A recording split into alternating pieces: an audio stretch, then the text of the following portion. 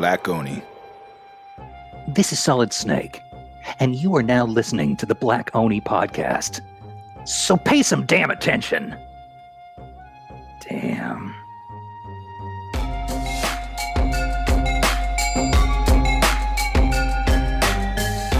Welcome, everybody, to today's show. I hope you all are doing fantastic, wonderful, and f***ing amazing. Today, we have a really exciting show for you all. First of all, because we ain't done a podcast in like a month. It's been a grip.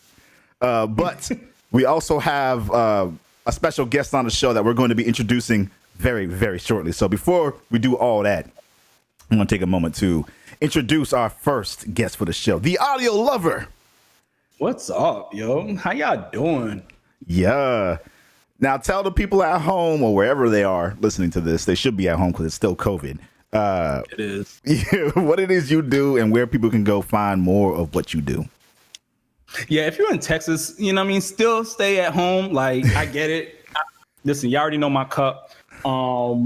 If you're in Florida, I get it too, but still stay at home. What's up? It's the audio lover. All living organisms vibrantly expressing reality. How y'all doing? How y'all living? You can find me on Instagram, Twitter, YouTube, and Twitch at the audio lover.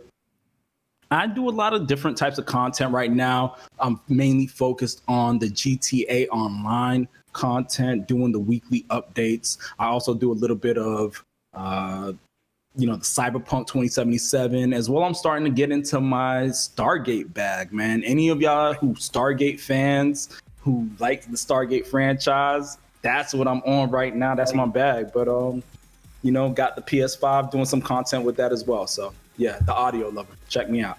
He's over there flaunting his PS5 over there while I'm sitting here without mine, Yeah, PS4 and out. Right.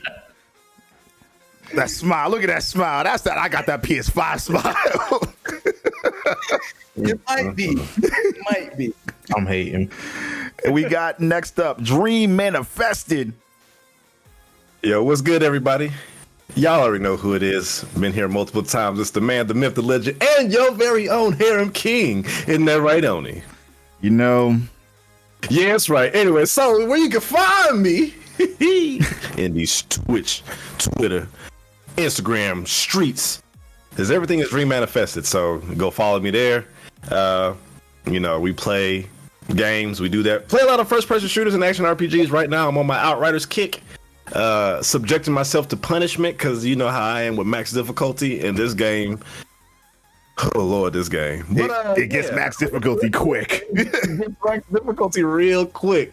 Outside of that, one of the things that we'll be starting to do on the channel is again incorporating more art, more ZBrush practice. I'm actually just started a course to get a certification in UI and UX. So we trying to transition from some of my current job to back to things that are actually interest me. But yeah, that's what we doing. Love it. And last but not least, we have Mr. Moshi, special guest.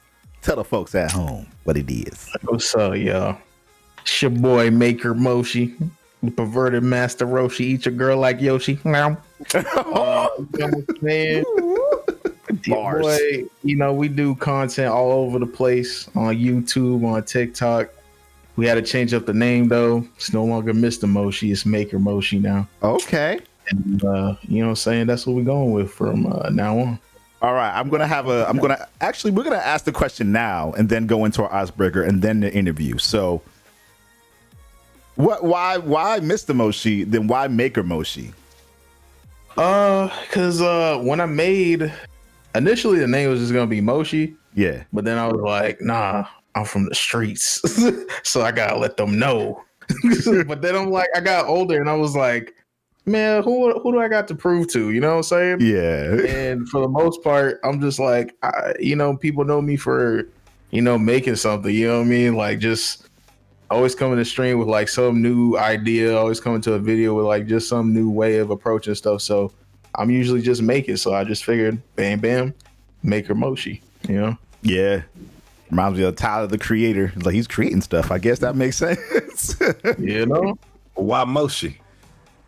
Moshi, because I was heavy into anime as a kid, and I used that as like well, actually the origin is like basically the first time I went online, I played Call of Duty.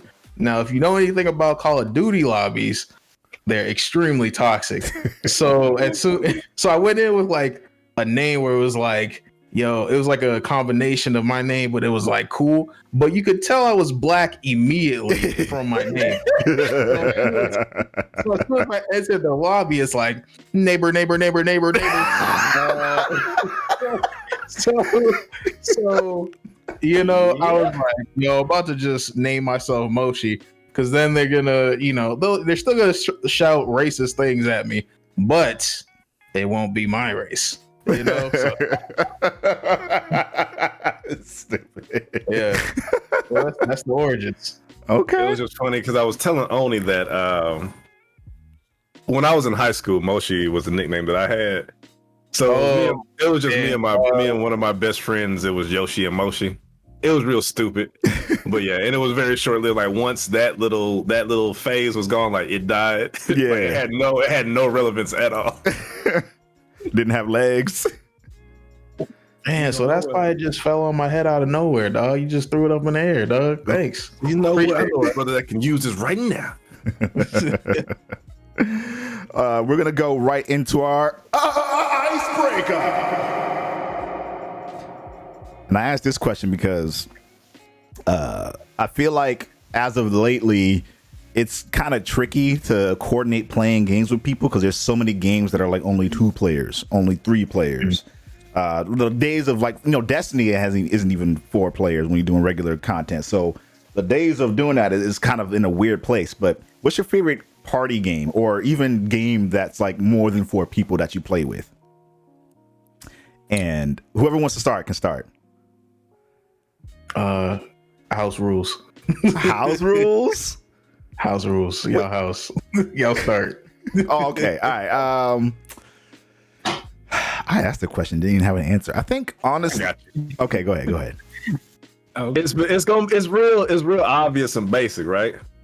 It's either gonna be Mario Party or Fusion Frenzy. Oh my god. And I lean more toward Fusion Frenzy just because I'm ready. It's about time we get a new one. Yes.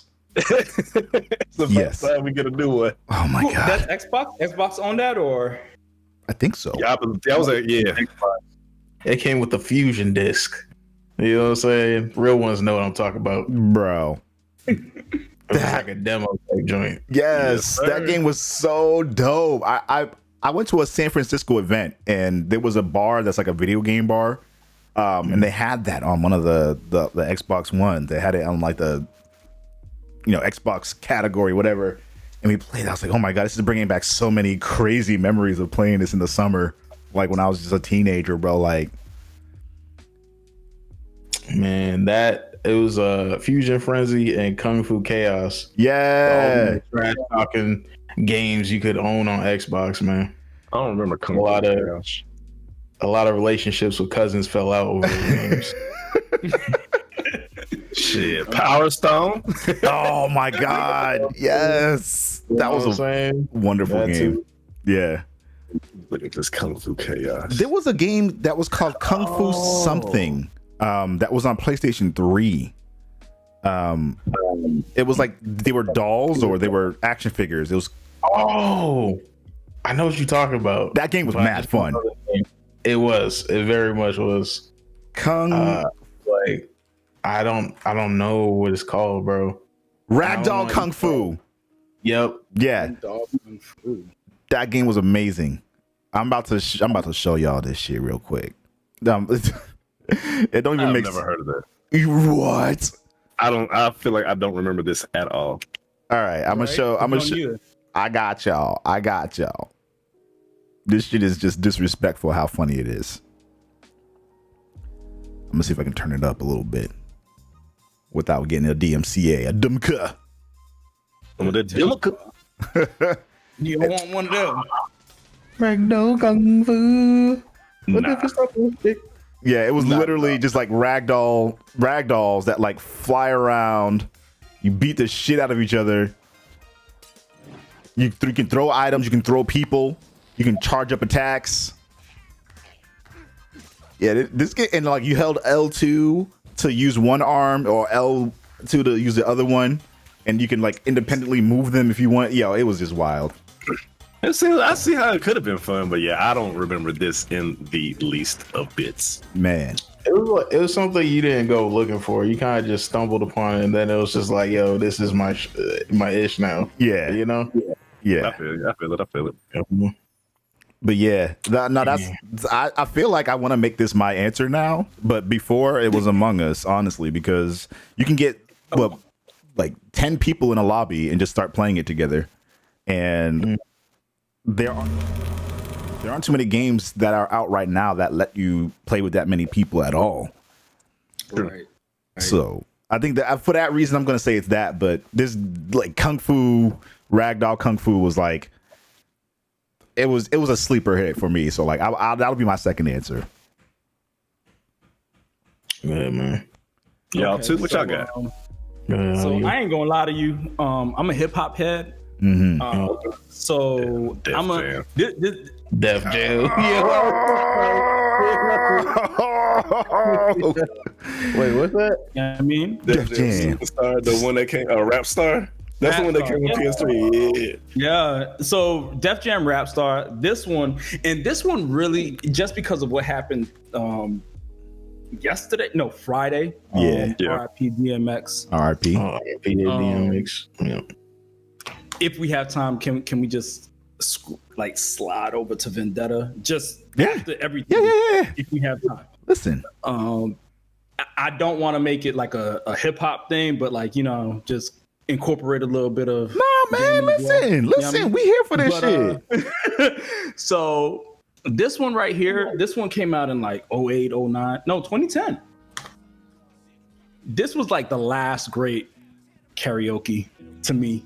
Like I know Twitch got Twitch Sings and all that, but like this had Rough Rider Anthem. It had So Fresh and So Clean. It even had Drake Best I Ever Had. And we just had that little Drake conversation. You get what I'm saying? So, like, yes, exactly. Soulja Boy Drake. It had Soulja Boy Tell Him on here, yo. Like, hop about the bed, turn my swag on. Man, unpopular opinion, but I really don't like Soulja Boy. I really don't say his name too many times. He's gonna pop up, man. You stole my flower. So listen. I dislike some of the things that he's done that have recently come to my attention because I didn't know. As far as musically, there's a lot of roses that I think he deserves. He does. In whatever space. But like when I spoke about him on one of my last streams, one of my homies was like, isn't he like didn't he do some heinous shit? I was like, you talking about selling them busted ass consoles? That's just the tip of the iceberg, my guy. Exactly. He was like, he said, no, it was something else. And he looked at, I was like, oh my God, I had no clue. Never mind. Let's back it on up. He's a terrible human being. Oh, I didn't know he did. He's been doing some bad stuff. He need to leave the cocaine alone. Bro, I ain't know about none of that. Because I don't pay attention to Soulja Boy. Bro, do you know at the gas stations, right? How they got miscellaneous items, right? And every once in a while you'll find some interesting shit. Yeah. Like, you ever seen like they had like the little handheld and they got like every SNES like game ever? Yes. Yeah. So Soulja Boy walked into a gas station one day, picked that shit up. It was like, you know what? Soulja Cube. I'm gonna sell it with all kinds of IPs from very prominent companies. Hell no. No licensing. None of it. I respect that. Listen, what you talking about? Yo, I got a dude. I ain't gonna lie to you. I can't even say all that right now. The barbershop, the laundromat dude. Yeah. I respect Bro, the you had the FBI agent like, I respect the hustle for the little people. Soulja Boy is not the little people. He's a multi-millionaire. He doesn't need to steal to make money, and he doesn't need to exploit his fans to make money. He doesn't need to do either of those things, and he just did it like can't make a whole console. I'm just saying. I mean, I get it. Like, what did he make? He didn't make nothing. He just took the shit and was like, "Yeah, he put my his name on it." I get it. Yeah, I would have respected it more if he actually like legitimately came out with something. Of course, that's the whole point. But that's the thing. He doesn't. He talks all the shit about other people stealing his shit. That's all he does. Or if he got licensing. If he really did get licensing, I would have respected it. Yeah, it would have been. No way. Ain't no way, anybody's gonna license. Well, you know what kind of games he had on that thing? He had the bad ports on them. That's how you know he stole them shits. Come on, bro. He had the bad ports.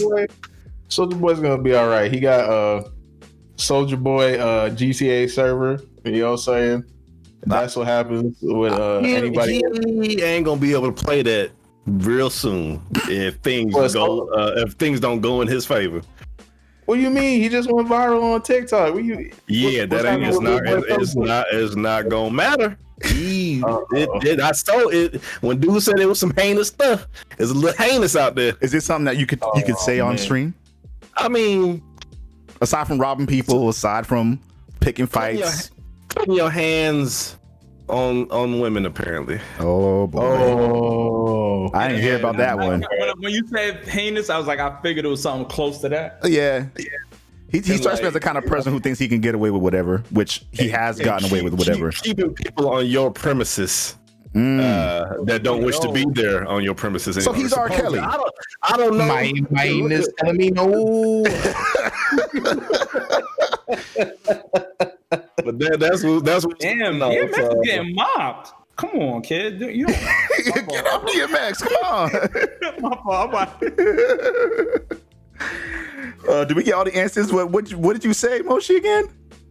Huh? Oh, I didn't get my answer. Okay. I'll go first. But you know what? I was gonna go with Fall Guys. Okay. Because I'm like, but I want to change my answer to Fusion Frenzy. But you know what I'm saying? I'm not gonna steal your swag, bro. You know what I'm saying? I'm not Soldier Boy. If you agree, you agree. That means that's more points in the Yeah, I definitely agree. Okay? Yeah. I definitely agree. But I feel like we gotta throw Fall Guys in there only because it did something revolutionary in the party game genre. Because basically, the thing that plagued most party games like Mario Party is that you needed a lot of people with you at your house to play them. Absolutely. And then you gotta sit through these boring board game phases when all you really wanted to do was play the mini games. Yes. All Guys, you can hop in, you can hop out. You know what I'm saying? You know who's gonna win based off who survives longest. You know what I'm saying? It did a lot of revolutionary things. So my vote gotta go to Fall Guys, man. Yo, Fall Guys is honestly the truth. For that very reason, too. You get straight to the mini games, and it's just all about having fun, all about the party. I'm showing Fusion Frenzy right now, but I'm going to go to Fall Guys. Oh, man, the memories. I know. Oh, this right here, bro. Yes, the duck, jump, jump, jump, jump, dump, duck, jump, duck, jump. Yo, you can't tell me nothing. My reflexes were impeccable. If I was getting mopped the entire time, I knew this would be my chance. We were also 13 and 14 at that time on it. Let's see, we asking for a new one. They gonna give us the same shit. Like, nah, I can't keep up. Yeah, Be able to. I don't know, man. Yeah, this ain't not your time, old man. Like, fuck you. I'm about to fuck you up. I don't know. I think because we've been playing video games like our whole lives, like our reflexes are gonna be like dope as hell when we're old. Right. You know what I'm saying? Gonna be because sharp. like we just been training them like our whole lives. I can't beat my nephew right now on certain games, bro. These kids, Damn, bro, they're on some don't let other. them beat you. They'll never let you live it down. Listen, my nephew, I don't play certain games because I know. Like he'd be like, yeah, let's play 2K. I'm like, nah, I ain't playing 2K with you. Nah, I'm good. You good? You play 2K. You go ahead. Yeah. I let him play with his other uncle, with my brother-in-law. I'm like, yeah, play 2K with him, bro. I'll be hyping my brother-in-law up too. You be getting wrecked. Hyping my 2K don't brother-in-law. count, bro. Like, yeah. He's like, 2K don't count.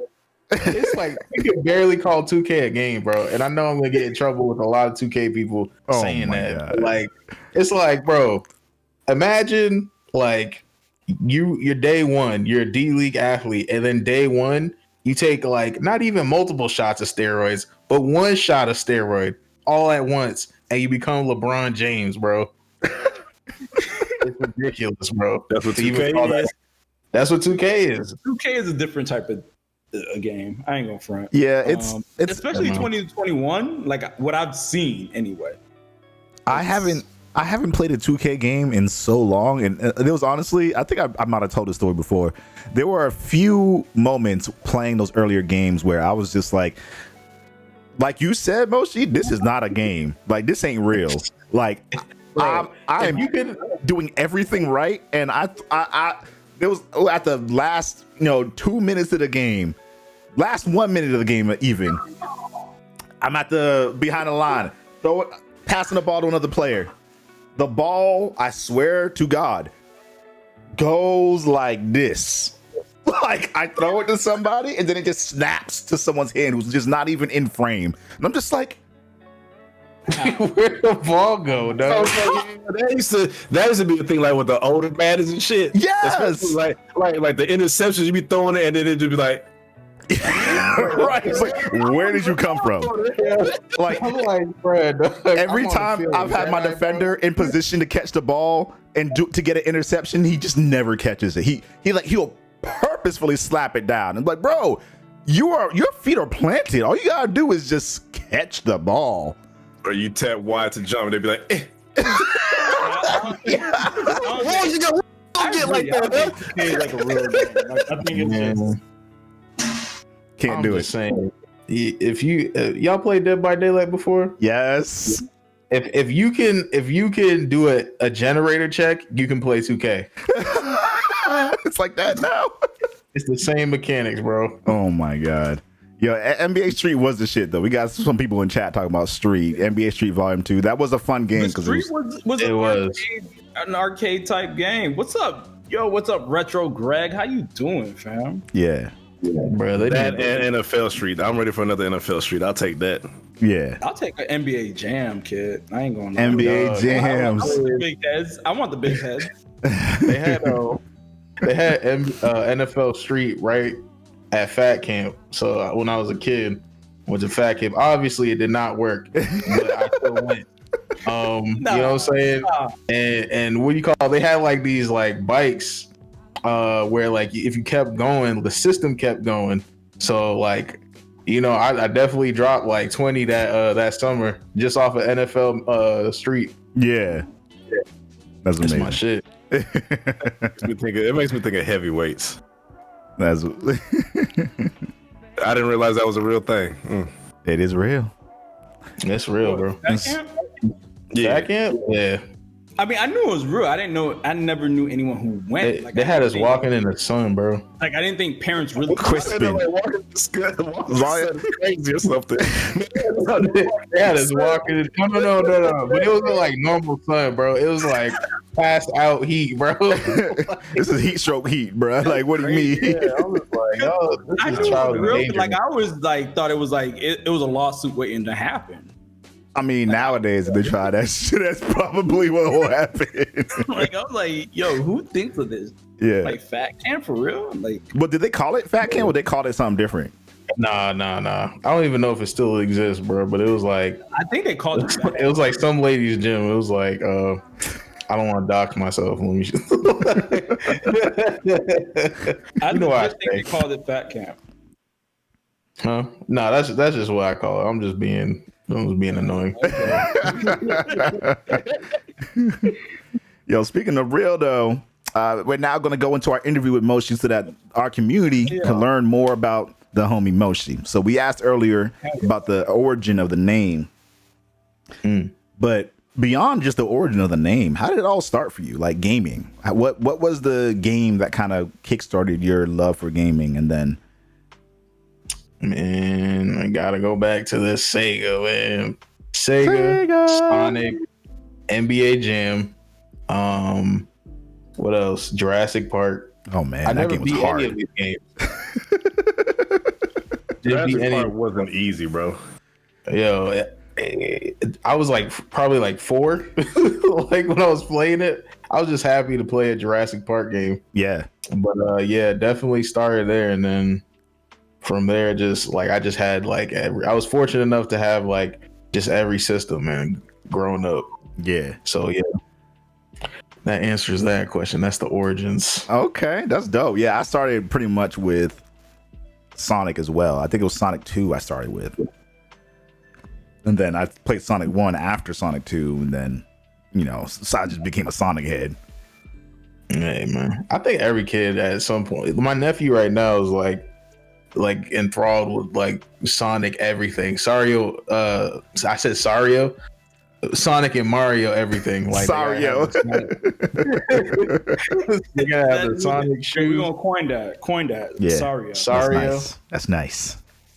The Sonic and Mario combination, especially since Nintendo been like really milking that. Bruh, they're gonna milk that forever, and it's gonna work too. I'm gonna buy it every time. It's working.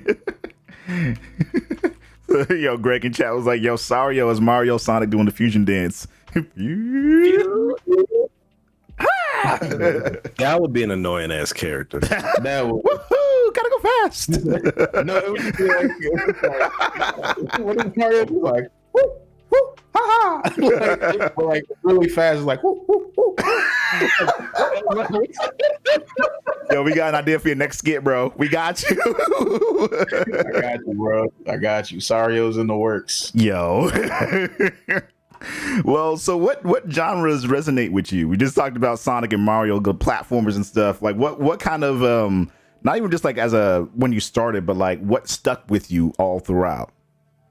Man, I'm gonna be honest, not a lot of genres like capture like my attention. Like I have a freaking ADHD, so it's like it's very hard to focus.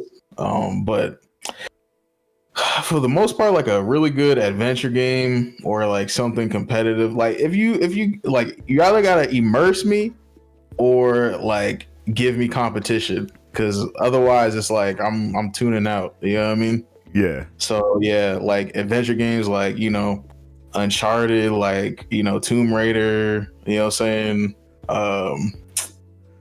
Last of Us, all the Last of Us, stuff like that, that's gonna like get me locked in with like definitely the action, but like also like the story. Yeah. We don't talk about Last of Us 2 though. I mean, that was not a terrible game. It didn't happen. That's all I'm saying about it. Really? It's like that? It didn't. What are you talking about? I'm still waiting for Last of Us 2. What are y'all talking about?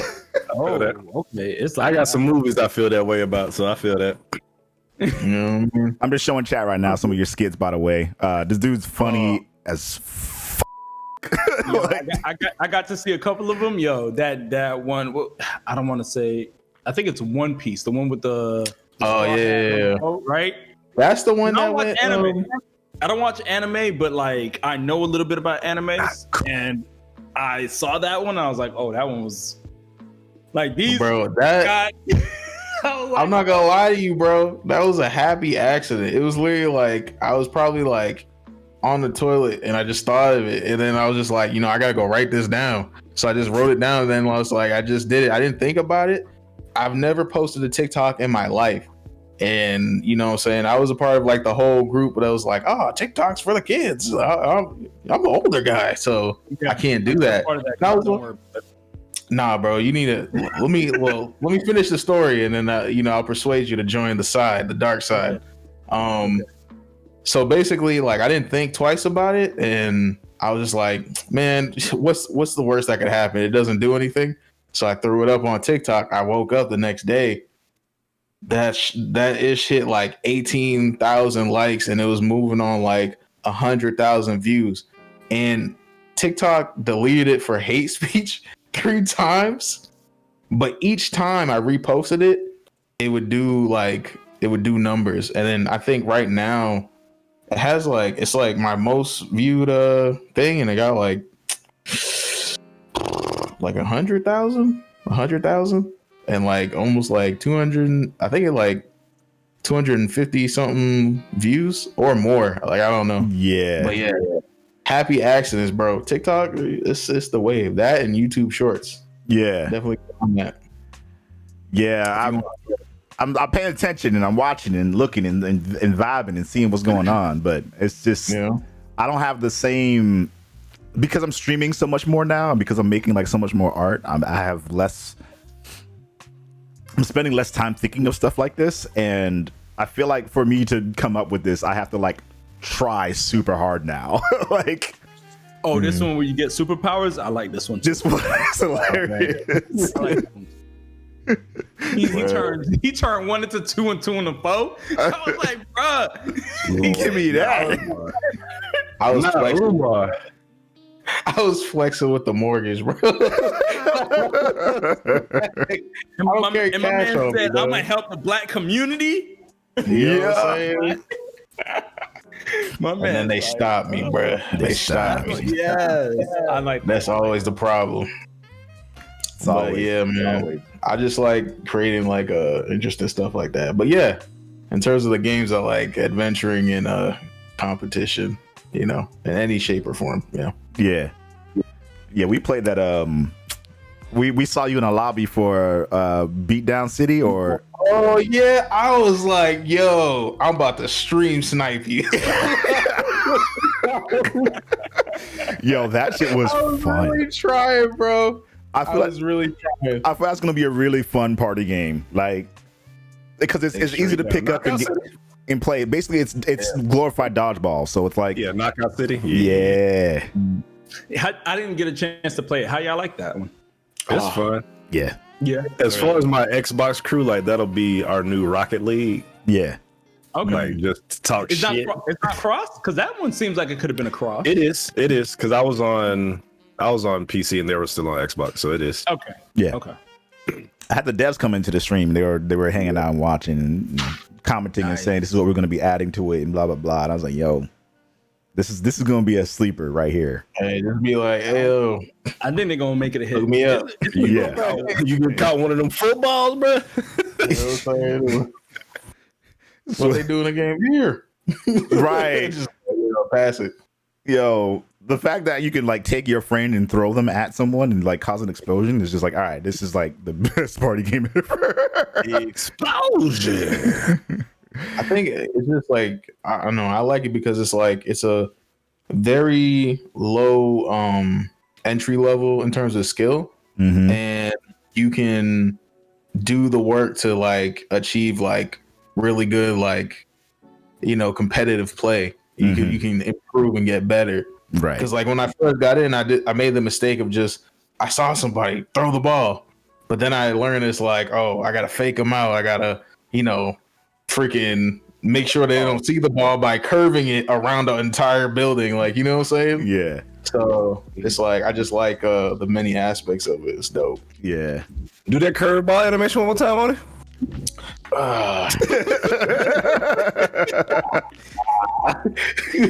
I got you. What made you start content creation? What was the thing that just thrust you into it?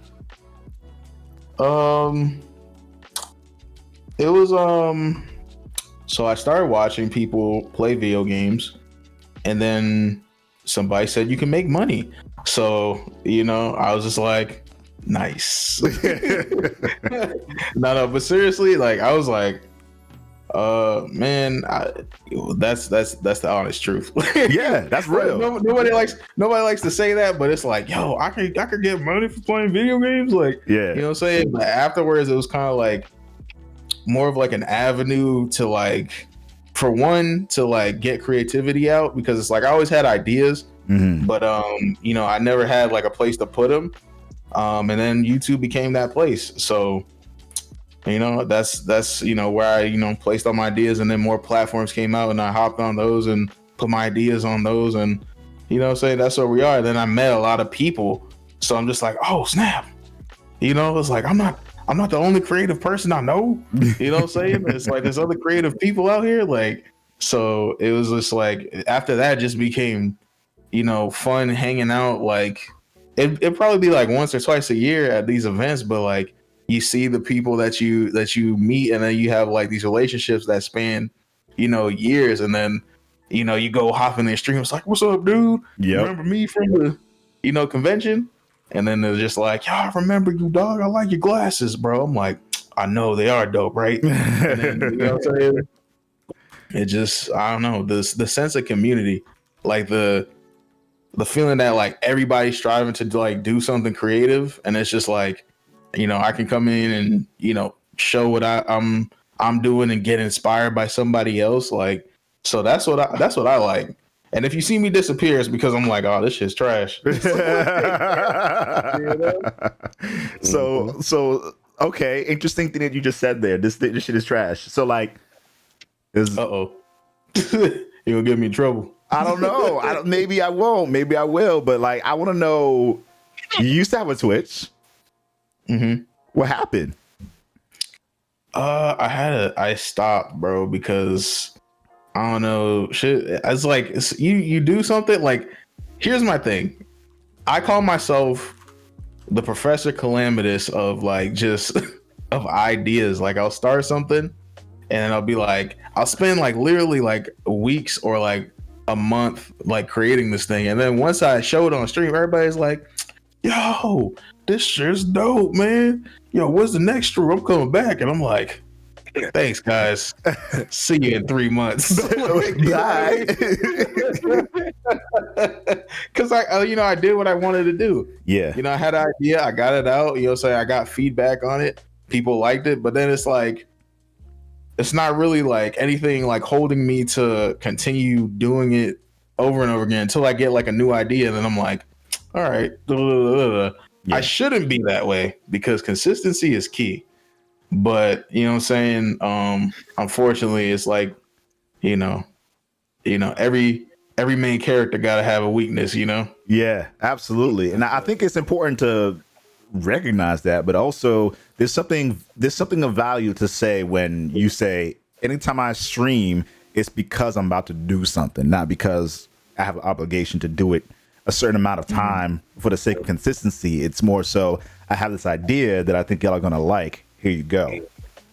I wish that worked for more people because it would probably make for better content overall. But they expect you to be streaming all the time, and you can't. There's no way in hell that you can do that. Like, nobody tells you this, but when you're streaming, you got like a certain amount of stamina to you. You know what I mean? Like, yes. Like, you get tired, and I'll just be looking at like all these people streaming for like 12 hours straight. I'm like, bro, you don't get tired of people? You don't get tired of being in front of the camera and like that light in your face? Yeah. I'm gonna tell you, there's so many times like I'll be looking at the time, I'll be like, all right, I think I'm gonna turn this camera off because I'm tired of all these lights in my eyeballs right now, and I really just want to take my pants off and recline. But you know, do that shit. I got one too. I got a light here. I got a light here. I got lights back there. It's all generated heat. It's hot as fuck in here sometimes. Yo, anyone who's doing more than 2-3 hours, like, I dead ass commend you because that's a lot of energy. I don't got the stamina for it, bro. And that's what I found out quickly. I'm just like, because like right now, like you see me and like you can ask Oni, like we've hung out, like you know, I like I'm a naturally smiley dude, but after 3 hours, I'm like, I'm like, damn, dog, like, you know, like it's time to get out of here, bro. Like, because you are entertaining people. You're putting on a show. You're literally like talking the whole time. And my lady literally just said something to me the other day. She was like, you know, I've been in meetings all day and I've been doing this. I've been talking all day. She's like, I don't know how you do it. Like, because I have to do it on Facebook. I have to do it on here, like all the time. It's exhausting. I love it, but it's. Imagine, like, oh, go ahead. I was just saying that's something that I struggle with. I've always like my expressions, my emotions are always on my face. I learned this when I was working selling ladies' shoes, but like it's a blessing that when I did phone customer service that there was no video. But like depending on especially I can speak to it recently. Look at what's the game called? Outriders. And you get to, after about 2-3 deaths, and you're like, y'all, okay, I really like this game. And then it's like, I really like this game. Like people are like, but you look so angry. I said, well, one, my concentration face does not contain a smile. Two, not only am I concentrating, no, actually, I'm pissed. I'm a little pissed now. Okay. But they expect you to smile, bro. Imagine you concentrated and you just.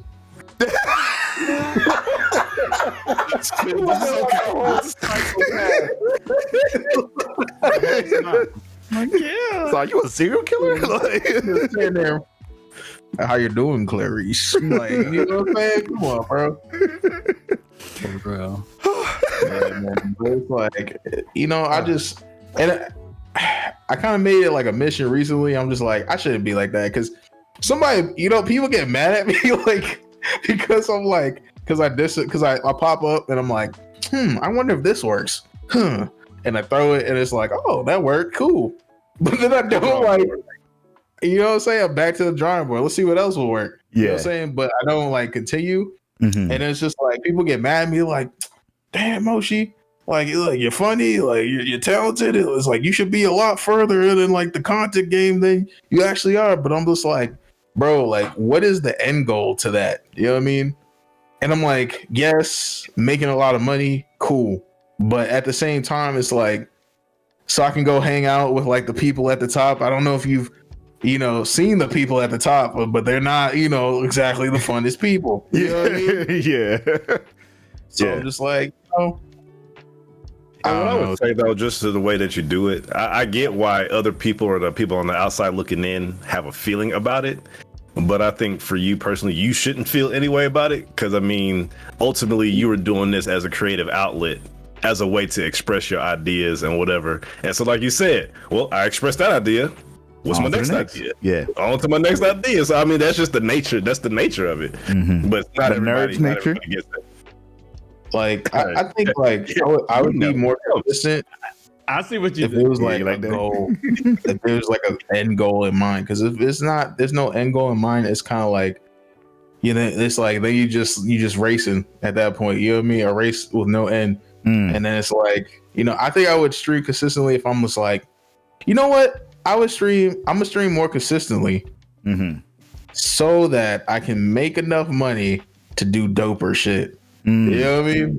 Maybe that'll be the goal. Yeah. But it's just like, you know what I mean? But then that, you know, more money, more problems, because then it's like I've seen Then you like gotta keep it people up.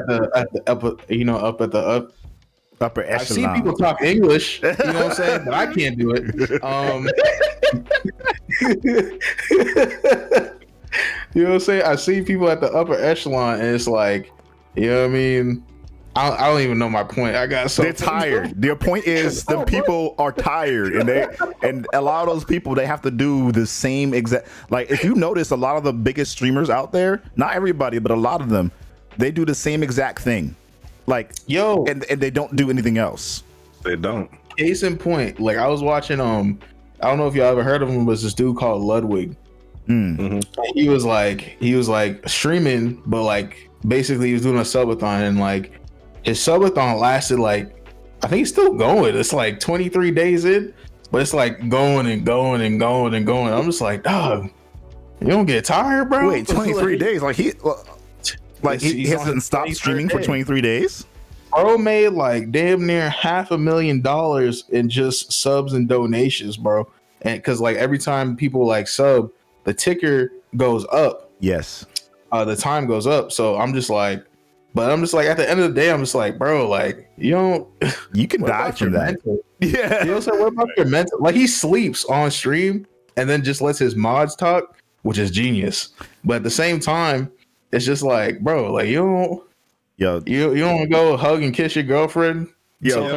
Twitch apparently says you can't do that. So if you sleep on stream, that's supposed to be a bannable offense. Yeah, but you know, man, there's different. Showing the inside of your womb was a bannable offense for 3 days. I mean, the inside of your what? Oh, you didn't know about that? The inside of your womb? Oh. Your womb, WOMB. Oh, you ain't seen the video / heard about that chick? I know someone got banned for queefing on stream. That was some bullshit. No, that was some bullshit. This was before the queefing.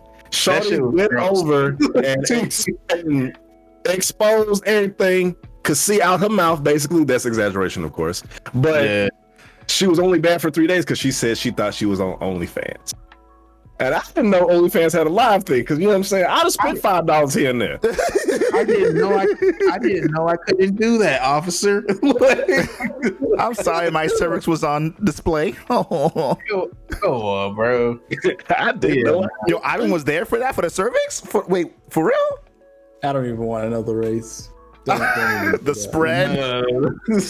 3 days. Yeah, there are people who have gotten banned for much less for lifetime bans. Yeah, bro. It's just it's very inconsistent. Bruh. But like the point of me bringing that up was like, it's like, yes, this dude's making a lot of money, and like a lot of money is dope. You know, so you can do a lot of things with a lot of money. But at the same time, I'm like, man, bro, like, you even having fun at this point? Yeah. Maybe access your money. Can you do anything with your money?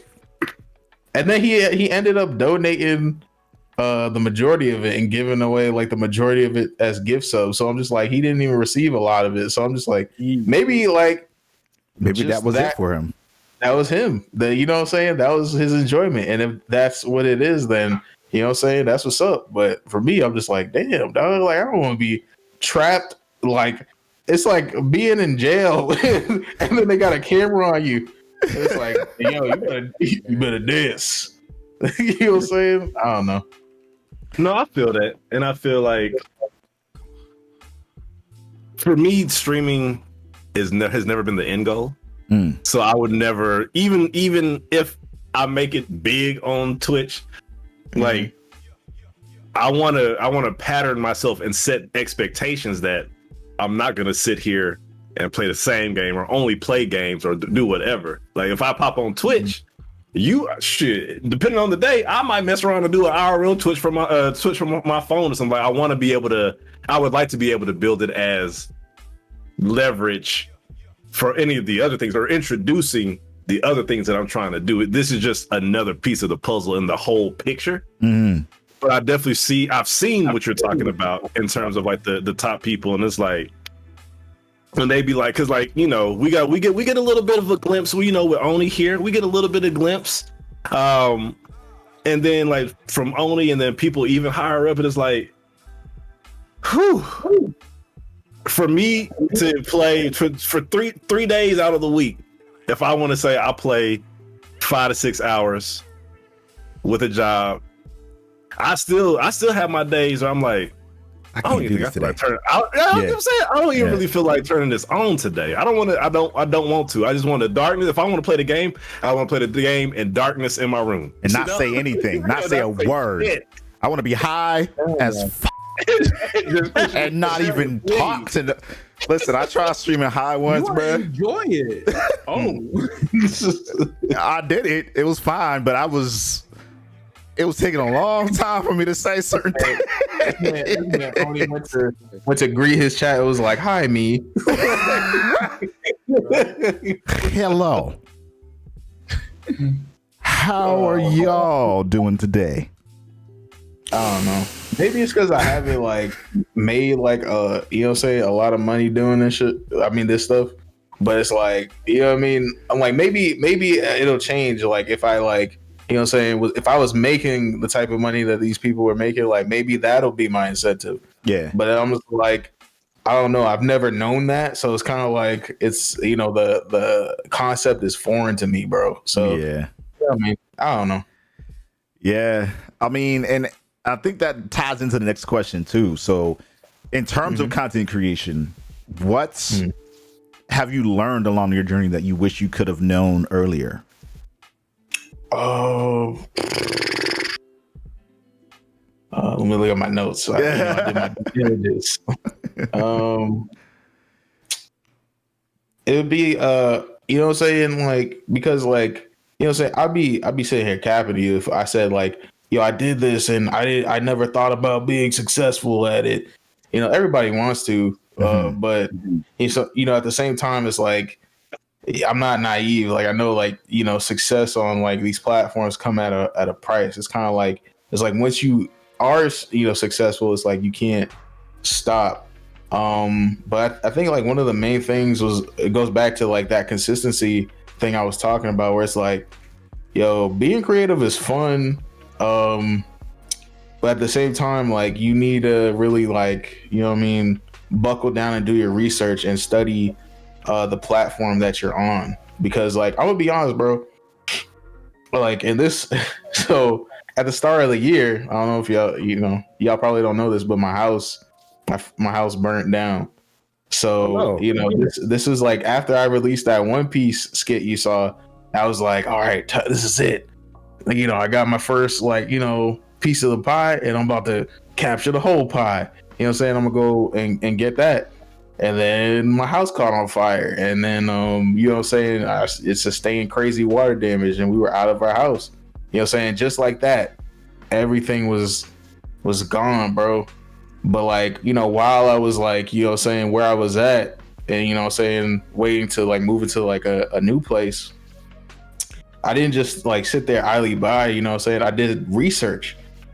So I learned, I'm like I'm sitting here like thinking like, yo, ambassadors, like that's the goal of Twitch, to be ambassador. Like I gotta do that. Once I do that, I'll be on. And then I learned about like the actual scope of creators on the site and what they do, and you know saying their culture, and basically, you know what I'm saying, like what they call like the meta, which is like what's popping right now. And I'm just like, bro, I was like, that's what it is. Yeah. You know what I'm saying? I was like, man, I'm just like, bro, I could do that. You know what I'm saying? But you wouldn't know that stuff if like you stay in like the small like frame of like where I was at.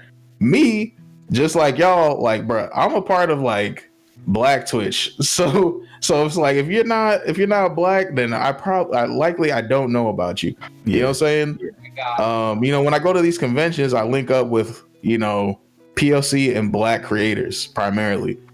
And then if I do come in contact with like, somebody, who's white, then it's kind of like somebody usually introduces me to them. Mm-hmm. But then I learned, I'm like, bro, the scope is so much bigger than like our little corner of like Twitch. Mm-hmm. You know what I'm saying? And then like once I learned the scope, I was like, damn, I'm thinking we're like this big piece of the pie. And I'm just like, no, there's like there's mad people out here, dog. Mm-hmm. You know what I'm saying? You got like the Asian community, you got like, obviously, white people. But like, you know what I'm saying? You got people from like the Middle East, you got people from, Russia, Spanish speakers. Like, it's a lot, the scope is a lot bigger. And that's when I took the time to do research. Mm-hmm. You know what I'm saying? So I got to learn more, you know what I'm saying? I got to learn what works and, whatnot.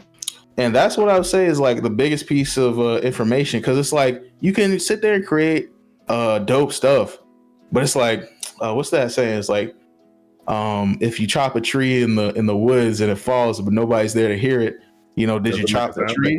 Yeah. Does it make a sound? Yeah. So if you make dope content online and nobody's there to, see it, it's like, did you make that dope content? Mm-hmm. So you got to really study like your platform, know what works, and then try to, connect the two, like marry the two. You know what I mean?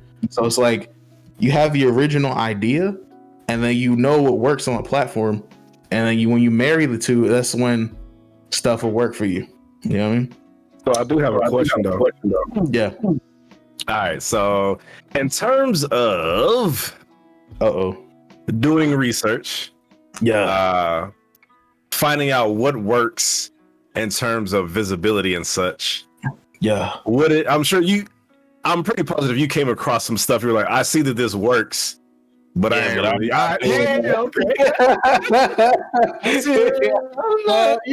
Because at the end of the day, you gotta live with yourself. Yeah. You know what I mean? Yeah. There's certain things that, you know what I'm saying, you should definitely like. One thing I learned is that everything ain't for you. It's not for everything's not for me. You know what I'm saying?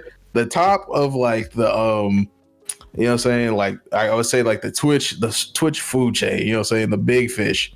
Like, some things they be doing, I'm just like, but some things like they do, and I'm just like, oh, you know what I'm saying? That that doesn't violate my ethics. You know what I'm saying? So I'm just like, okay, I'll take bits and pieces, and you know what I'm saying, I'll incorporate. But you know what I'm saying, you don't have to do everything. Yeah, because like some things I can't get down with. Like, you know what I'm saying, hey guys, I got an amazing idea for you. Let's all sit in a hot tub together, and when somebody donates, let's change our swim trunks. You know what I'm saying? How's that sound? Underneath the water. Yep. Let's change it. How's that sound? You know what I'm saying? But like, you know, forget one time, you know what I'm saying, when we stand, oh shit, I didn't finish. And then that's how it goes. Then your Schmeed is out. Then the Schmeed is out. Cyberpunk got my ass like that, though. Oh, plenty of times. Yeah. Oh, yeah, man. I was like, oh, I got some new gear. Let me go put this on. And of course, it glitched, and I had no clothes on my character in the menu. I was like, oh. It happens all the time. Like, every time I change clothes, it takes the clothes off. You see the titties, and then he put it back on. He's like, oh, okay. Well, this is just the game. This is how it is. I can't do nothing about that. Twitch, I didn't plan that. I'm sorry. I apologize. Twitch don't care. They're like, Was there? I'm gonna pull you over. What was it that you saw that was your big revelation about, you know, Twitch or YouTube when you did your research? What was your big aha? That like it's actually not that complex, but like what works is not complex at all. It's actually very doable. Mm-hmm. The problem is, like, you know what I'm saying, like nobody, like, you know, we're in our own little like world. That's what I learned. That's what I learned. Maybe it's not everybody. I assume that everybody knows a lot more than me. But me, I learned, I'm like, damn, I'm in my own little world. Like, I'm not paying attention to nothing nobody else is doing. But something I learned, I'm just like, okay, this is what they're doing right now. This is what they're playing. This is where all the big fish are hanging out. You know what I'm saying? This is what, you know what I'm saying, how to get into that space of where, like, all the big fish are hanging out. You know what I'm saying? This is where you can network. You know what I'm saying? But if you don't know where to network, then it's kind of like that. We're all creators here. We know that the death of, you know what I'm saying, growth is like when you lose your ability to network. You know what I mean? Mm-hmm. So it's like, you know what I mean? You got to know that information. You know what I mean? And if you don't, like, do the research and see, like, what's happening, like, you don't understand your surroundings, then it's very easy to go, like, you know, 3, 6, you know, say 9, a whole year without making any progress, because it's like by the time you learn that information, they're onto something different. You know what I mean? Mm-hmm. So yeah, I can tell you what the meta is right now. I mean, I'm sure everyone in chat would love to know. I would love to know too. I mean, I pay attention to an extent. Like, I see what other people are doing. I see where there's spaces to collaborate with other people, or to, you know, communicate with them, or to even just be in the chat, right? And just be there to just like see what's happening, or just support. But what you got? So I know I made it out to be a joke, but low key, that's where it's at. Just chatting with the hot tub streams, going absolutely nuts right now. Like, you can literally go in there, and if you like create incentives, it'll go crazy. Like, people are gonna hop in your chat. Another one is like a lot of people are on No Pixel right now. Like GTA RP. Yeah. So like that's where like a lot of people are, you know, saying congregating and doing a lot of like network. I feel like I used the wrong word. Collaborating, collaborating, yeah. But yeah, you know, there's that. What do you call it? Valorant, obviously. You know what I'm saying? You know, the big shooters.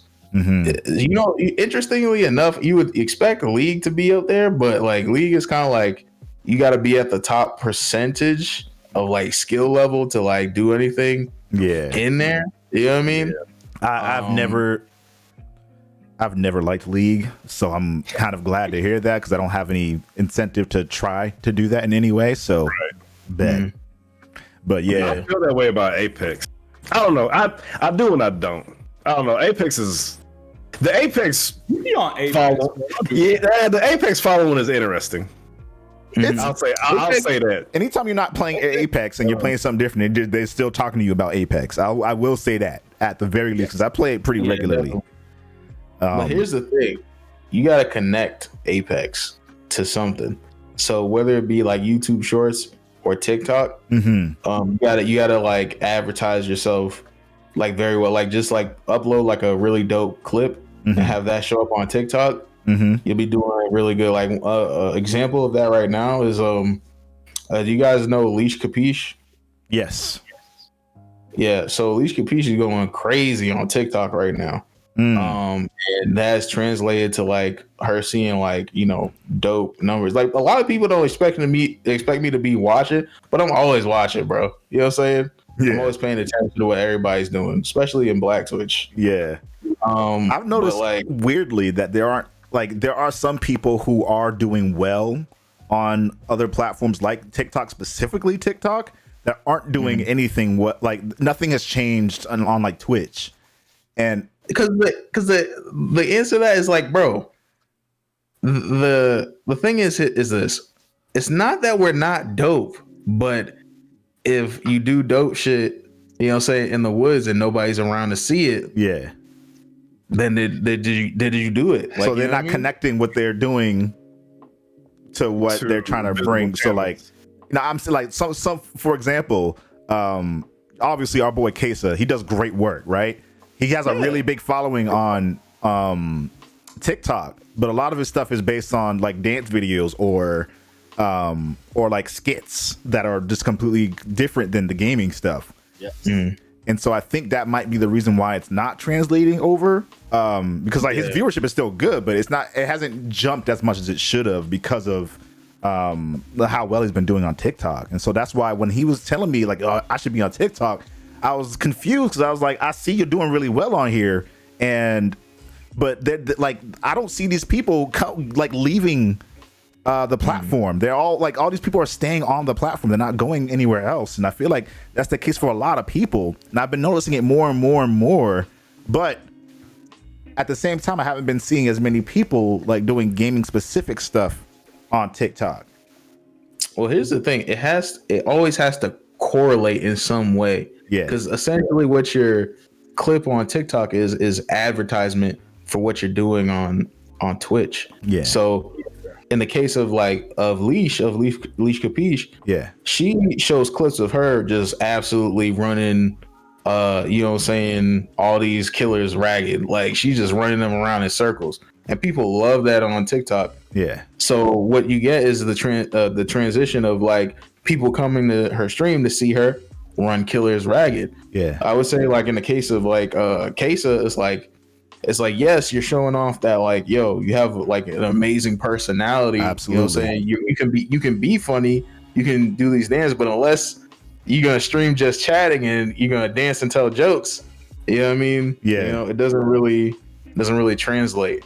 But it can translate. Like for me, like I jumped off that one TikTok, I jumped from 10,000 on YouTube to like 13. Okay. Like over like the span of like a couple weeks. Yeah. You know, it was like dope. It does translate.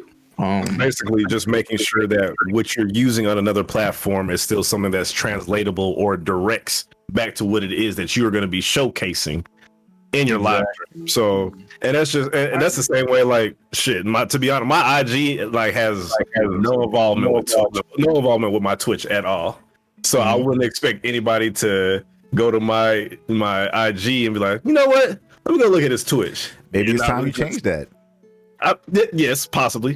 I might make another one. But I actually had another question for you, sir. And I ask these questions a lot just because I like to hear multiple answers, because I need to keep telling myself certain things because I don't do certain things like I'm supposed to. Anyway, we all do. So as it pertains to execution, right? Yeah. No idea is new under the sun, so to speak, right? Yeah. Now, when you had your first idea and wanted to put it out, did you think about at all? Nope. Where your execution was going to be like? Or were you ever like, I'm not going to be able to execute this the way that I want to. Let me not do it. Or did you just went ahead and did it? Nah, you just got to go ahead and do it, bro. Because here's the thing. And I'm not gonna sit here and say like I'm perfect. I definitely struggle with this. Whereas like, cause when it comes to my content, I'm a perfectionist, and that often wraps me up in like a loop where it's like, you know what I'm saying? I could bring this out, but like, it's not right yet. It's not right. Yeah. You know what I'm saying? But then it's never gonna be right. You can't correct what you're doing beforehand. You have to correct as you go. Otherwise, it's let me frame it like this. You have a span of a month, right? So what do you call it? Dream A is like, yo, I'm not gonna release this at all over the span of this month until the last week of the month. Now you do that, you just wasted 3 weeks of, you know, being active, being consistent. You know what I'm saying? Now dream B is like, yo, I'm gonna just do it. I'm just gonna go, and then I'm gonna correct as I go. Now it might not be as amazing when it first comes out, but by the end of the month, you'll have what you're looking for, because the whole entire month you've been actively working towards it. You know what I mean? Mm-hmm. And then what do you call it? But you've also, on top of that, you have the consistency. You've shown your audience, yo, I got the consistency that goes with it. Now, am I perfect at that? No. I've actually fallen victim to that the majority of like my online career. But you know what I'm saying? The fact that I can tell you that shows that, growth, you know? For sure. That's good to know. Mm-hmm. We're getting some really great conversation here. Some meta shit. I like it. What do you feel? Because you just mentioned earlier about how there's this Black Twitch, and it's kind of like the bubble of kind of looking at things in a kind of smaller scale rather than looking at the overall picture of things.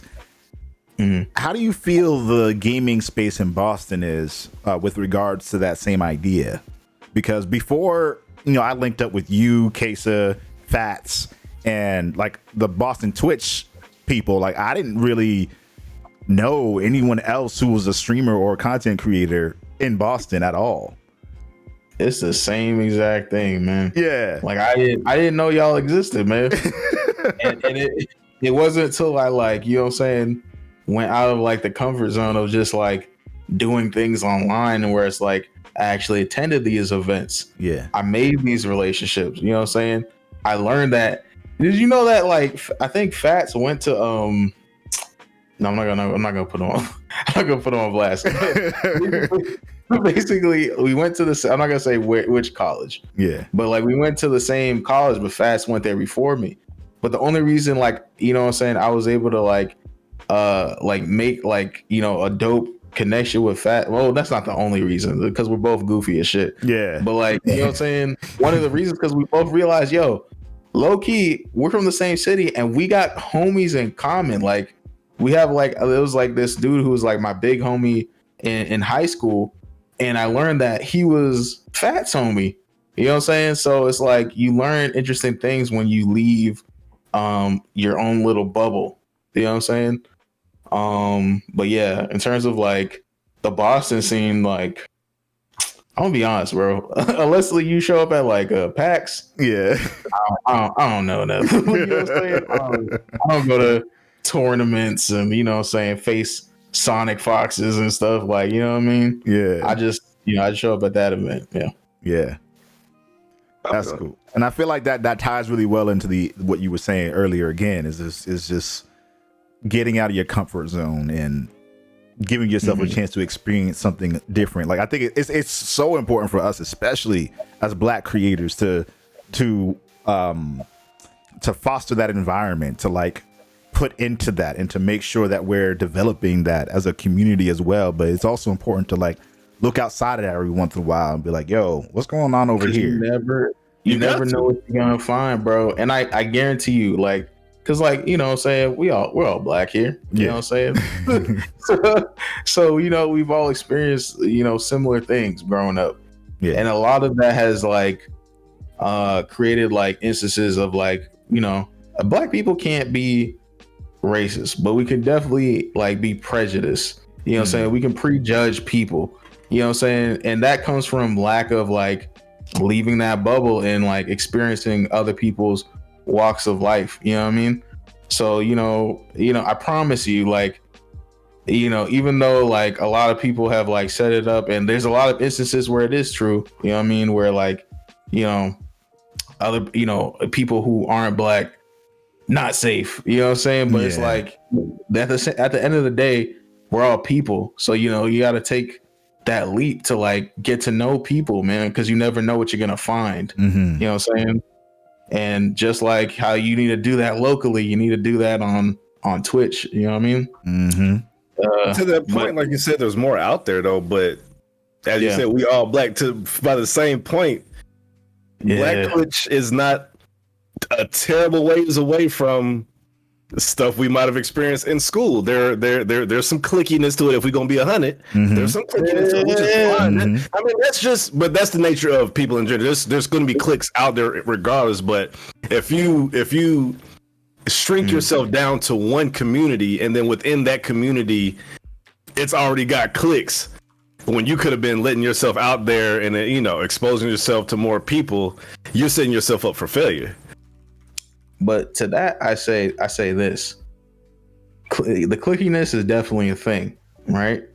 But think about that moment where you left high school and the freedom you experience, and it's like you realize, like, that was the first time you realize, oh snap, like the baddest girl in my school isn't even the baddest girl out there. You know what I'm saying?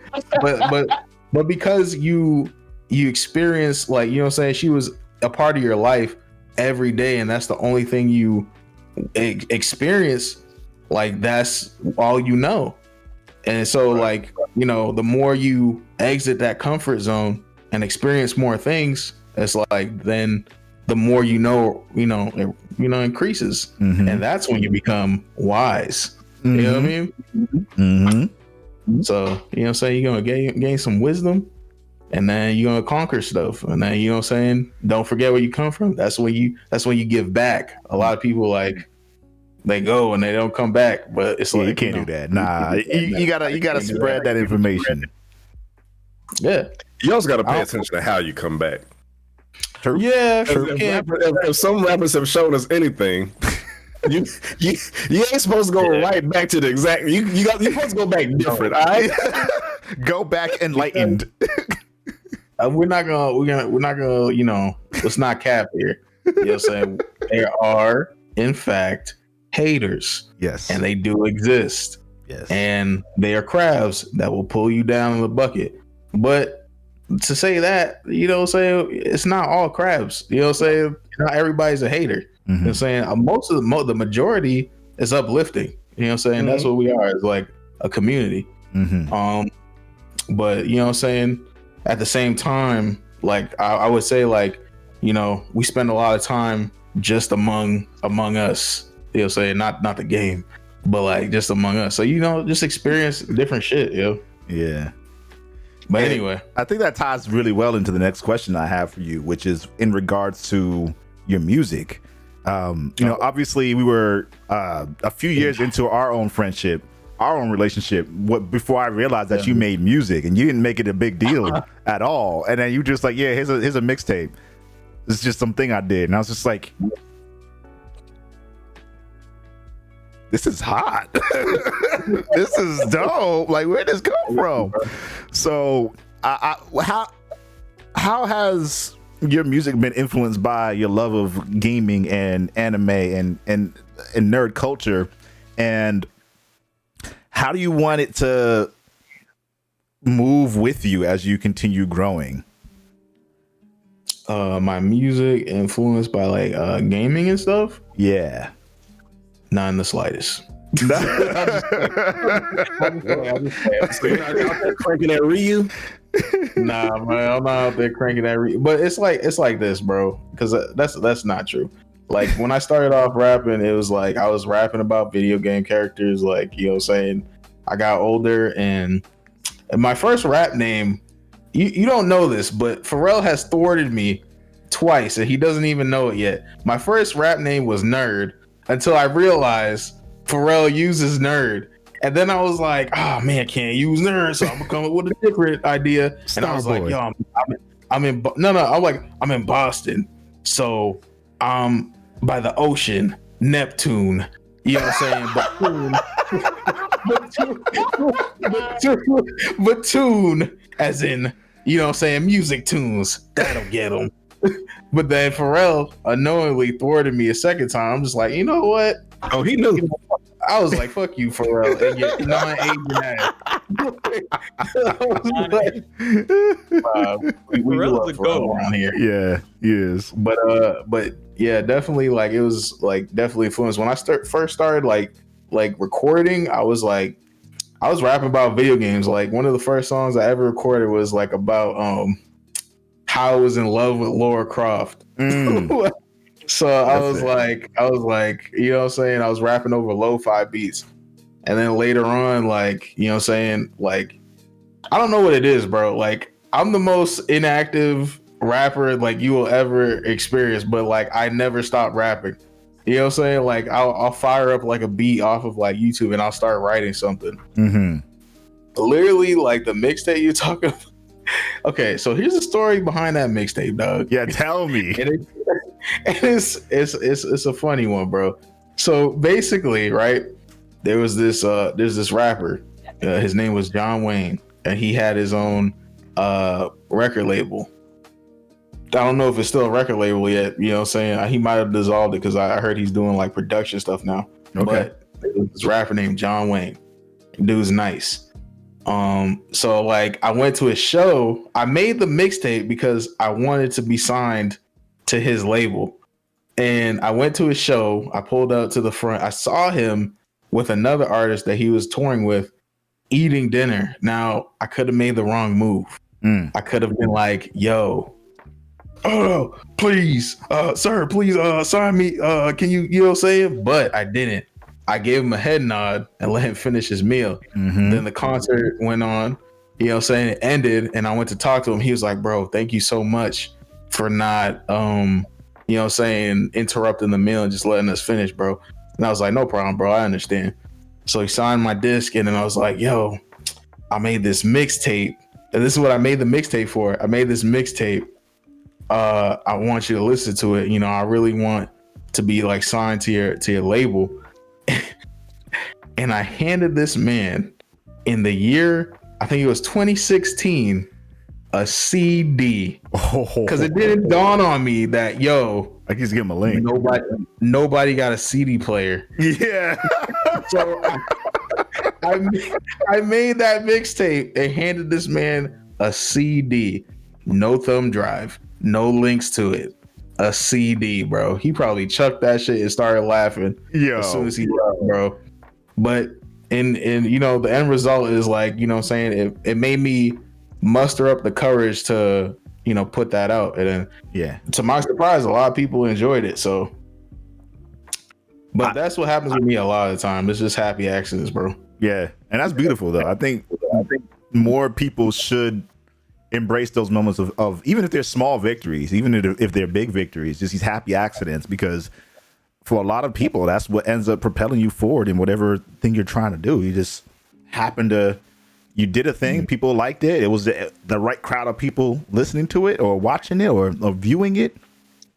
And then that's just kind of how it all becomes a thing. So I just sent a link in the chat to the SoundCloud so that y'all can take a listen to it. I want y'all to keep in mind that is many years old and I made it in my room. It was not mixed well, but you know what I'm saying? If y'all enjoy it, you know what I'm saying? Listen, that's what's up. All I'm saying is Cocoa Bean. I remember telling you this when I heard it the first time. I was like, yo, this is my shit right here. Cocoa Bean bastard, bro. Yo, that shit is great. Yeah. I think that pretty much covers most of the questions that I have in terms of, I mean, I guess the next question I can ask is if you can work on music for any game, what would it be? I hear you listen to it. Please don't. it's from many years ago. I hear it. Yeah, I can hear it. Yeah. Okay, let me Just a little bit. It's not a lot, but just a little bit. The best song, my favorite song on that project is Boy. So if you gotta listen to that's another one too, yeah. Listen to Boy. I did listen to Boy because you have it on your YouTube. Yeah. Oh, true.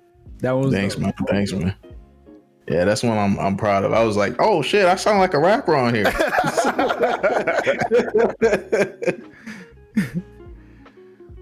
What was I gonna say?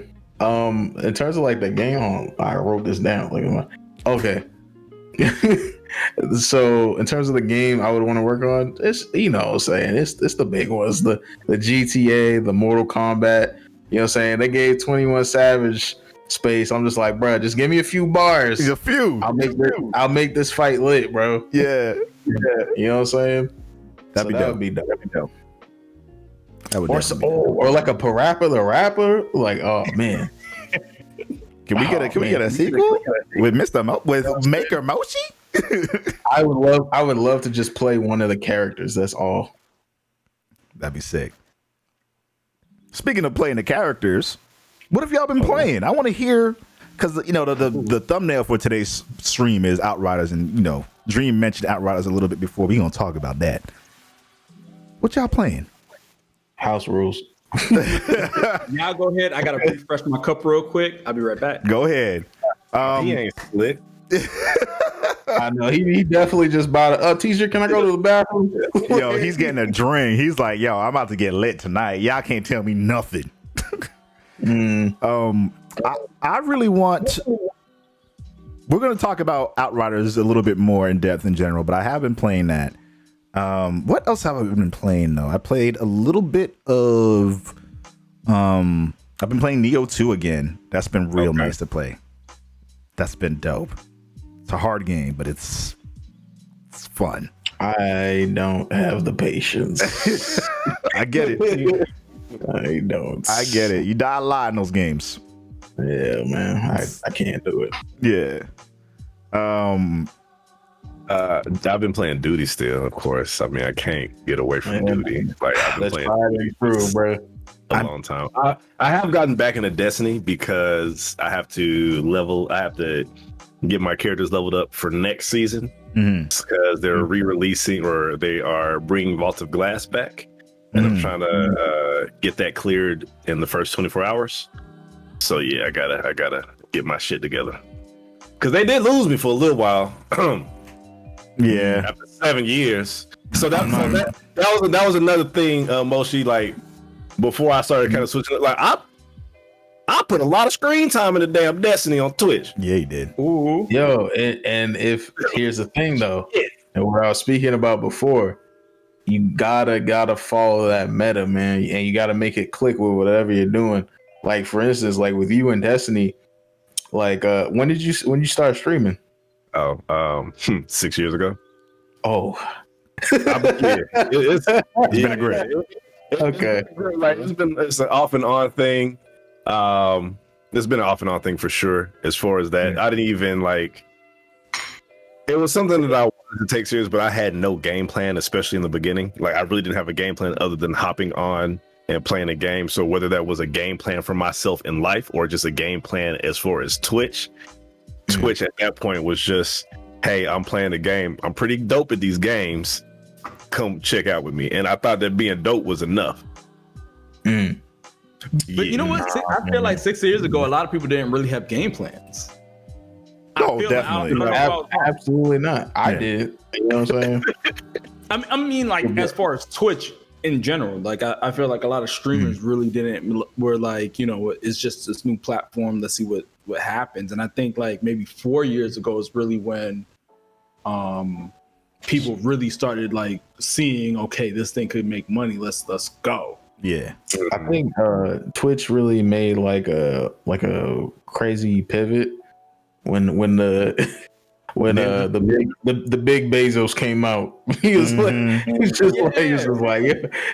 like, yo, let me sprinkle some money on you. Like, like when that happened, let's see. Like that's when Twitch got its foothold. It's like, nah, we here, bro. We're backed by where you buy everything. You know what I'm saying? So it's like that's when people decide like, okay, we're gonna take this a little more seriously because they're actually putting money into it. You know what I mean? But you know, I would say like in terms of like the Destiny thing, if you like, I think it was like last year or maybe like last year some change, but like Destiny was definitely having like a surge, and that's where like you definitely would have had like that was like the window for Destiny. Like that's when like Courage was going ham, and you know what happened to Courage? Like he signed like a whole deal with YouTube, and now he's part of like 100 Thieves. But yeah, that's when he was going crazy with like when Destiny was out. Right now, yeah, I don't know, bro. Even people like Glad and Sweatsickle, they're not really even playing Destiny right now. That's what I'm saying. Like Destiny left their lunch on the table, and Outriders is picking it up right now. Oh yes, they are. What I'm saying? You really? They eating their lunch right now. Yes, right. Literally right now. Right I'm just now, gonna say right now because the thing is, Vault of Glass is coming back. A lot of people that played D1 are going to be coming back, so they're gonna all the people that are already up there in Destiny are going to have all those views. But Outriders is serving, like I said, it's the spawn of all the things, most of the good things from Borderlands, Destiny, Division, and all that finally put into one. With a little sprinkle of Gears. What I will say though, even though I love Outriders, there's some mechanics y'all got to fix. Oh, right? Yes, absolutely. If I got my back on some cover and I'm looking this way and I press roll, my intention is not to climb that damn cover and get shot. Okay? The cover, I don't even use the cover anymore, bro. At this point, I've stopped using it completely because I have a mod that like if I'm out of cover, I get a bonus firepower.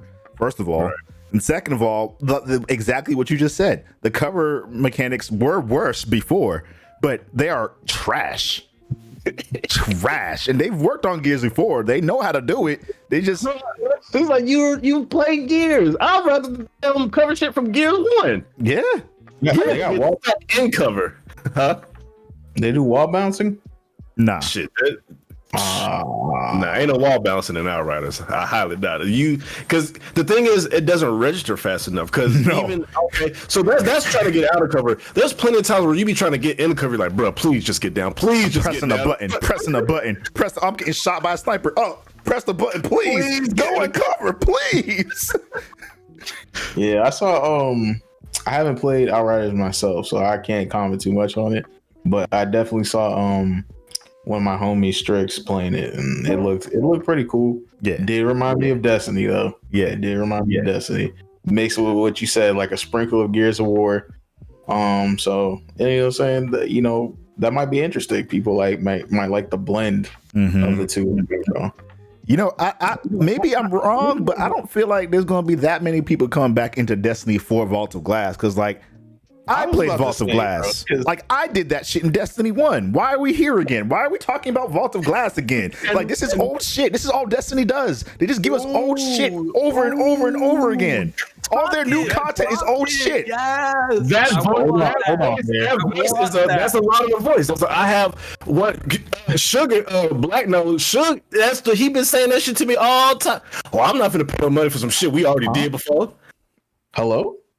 And it's like Bungie?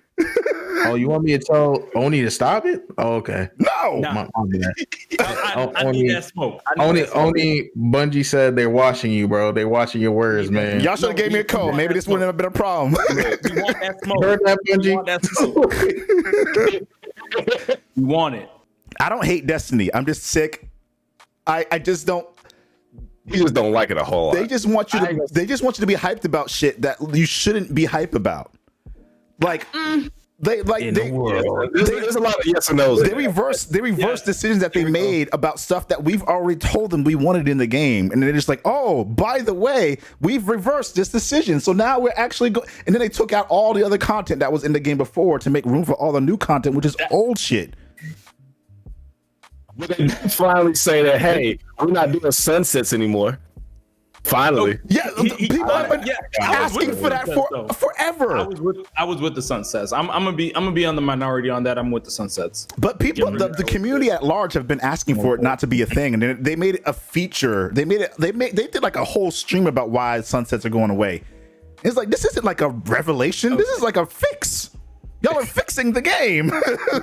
we're about to hold on. I've been playing Destiny.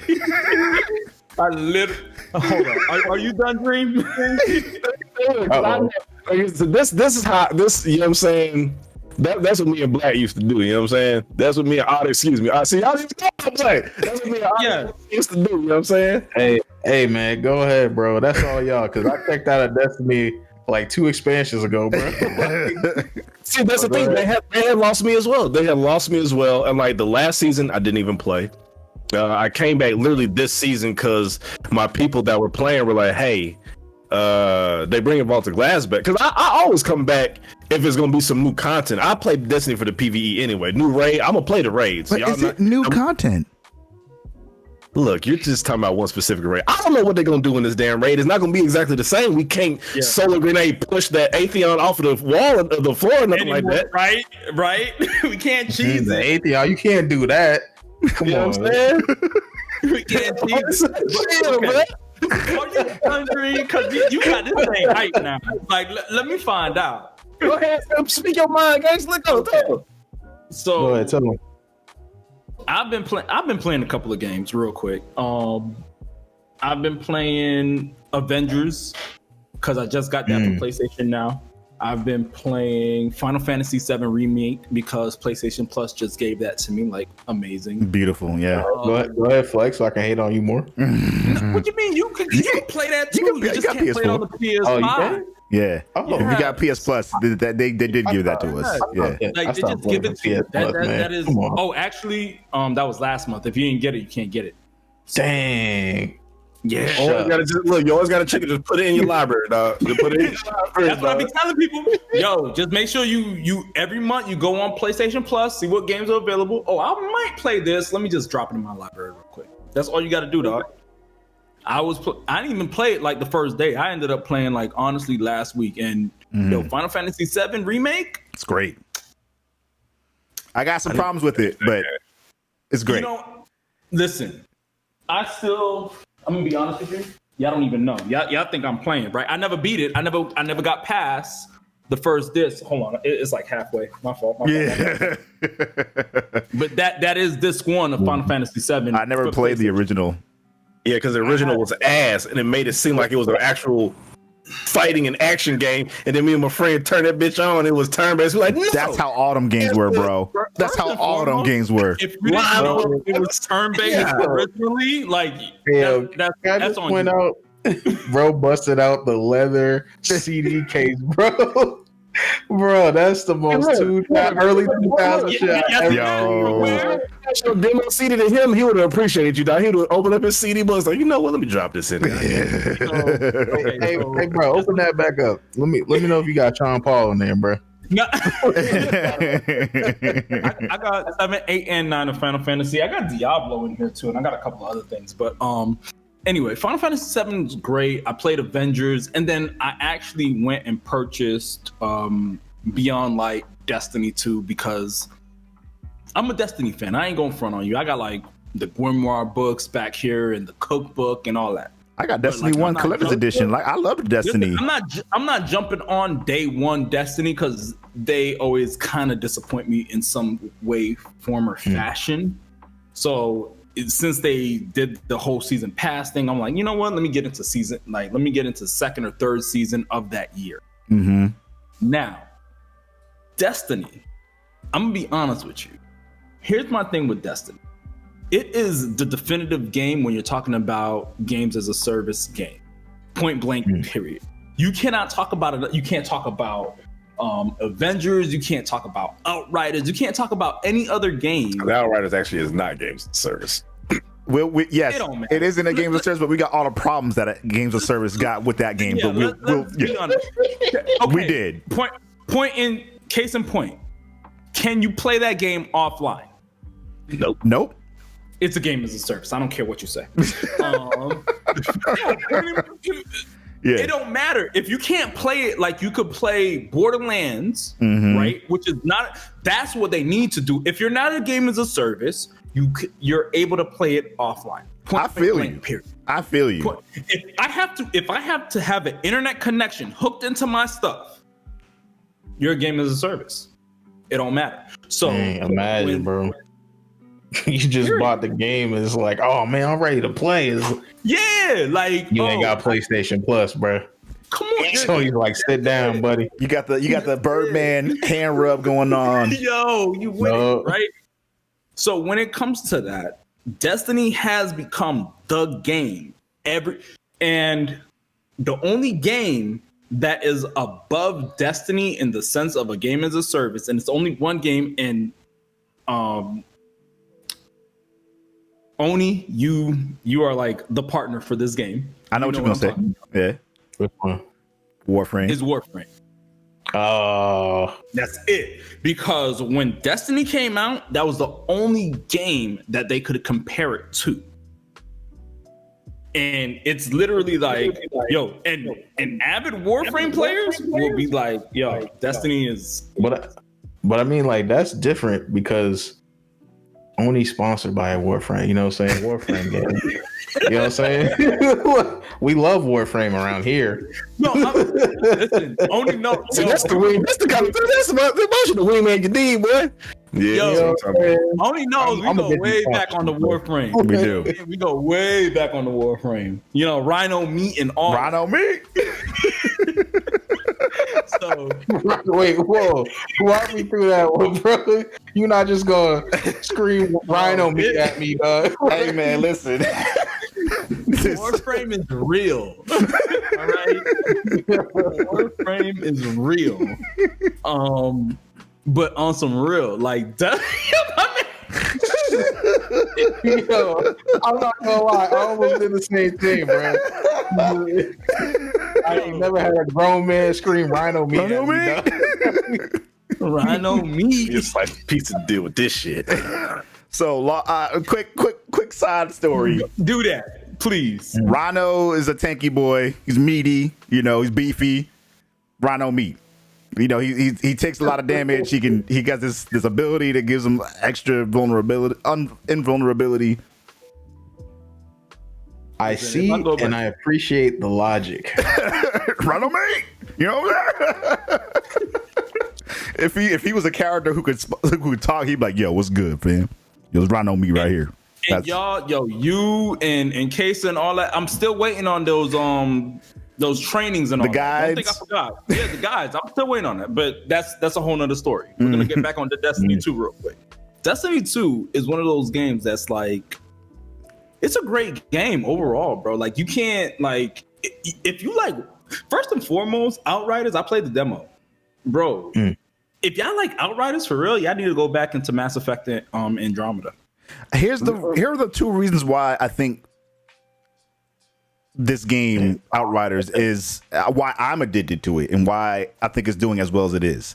A, they give you power early and quickly and accessibly.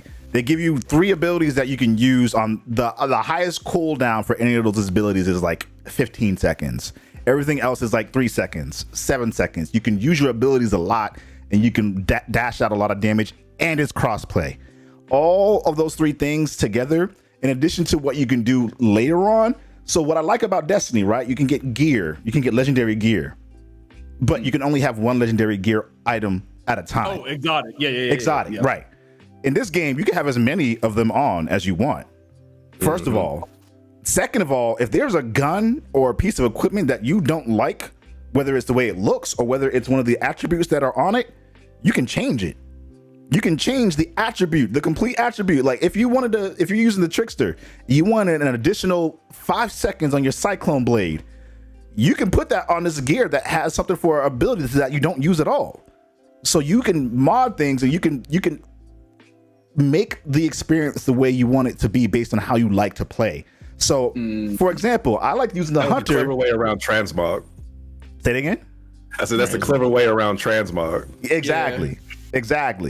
So they just gave you a lot of flexibility and how you can spec out and build out as you continue going on. So like everything that you got gear wise, if it was something that was useless to you, you can dismantle it. But all the stuff that you were getting from dismantling it was directly applicable to you right after or a week after, because it was giving you stuff that you can use later. And so everything you did was useful. No, the thing is, the only thing that like really got me on Outriders is the story. Like it was literally Andromeda. Yeah, it was definitely. No, definitely. Like I mean, like word for word, bar for bar. Though. No, word for word, bar for bar. And guess what? Somebody came out and gave them bars better, apparently, because Andromeda was pie. I'm getting some Mass Effect, and I'm gonna get this. What is it? What's coming out? The Legendary Collection? I don't know if I'm getting that. Yeah. The reason why is simply because I want to play Mass Effect 1. Fair. And when I initially tried to, it was after having played 2 and 3 and going back and trying to play 1. At that point, it was like, this ain't it. Yeah. This ain't it. I'm not gonna lie. At one point, I did Mass Effect dirty, so I've never played a Mass Effect in my life, and I decided I'm gonna play Mass Effect Andromeda. So I booted that shit out. I was like, "This what y'all hyped about? Is this your game?" Oh No. I was like, "Hell no, you bro! came at the worst time. Y'all just some freaky freaks off the alien sex." I mean, You know what? I'm not going to discriminate myself. I think Liara got them goods. You know what I'm saying? I was excited to get up in them blue guts. You know what I'm saying? Hey man! If you could even get to that point in Mass Effect Andromeda, I returned that game so fast. No.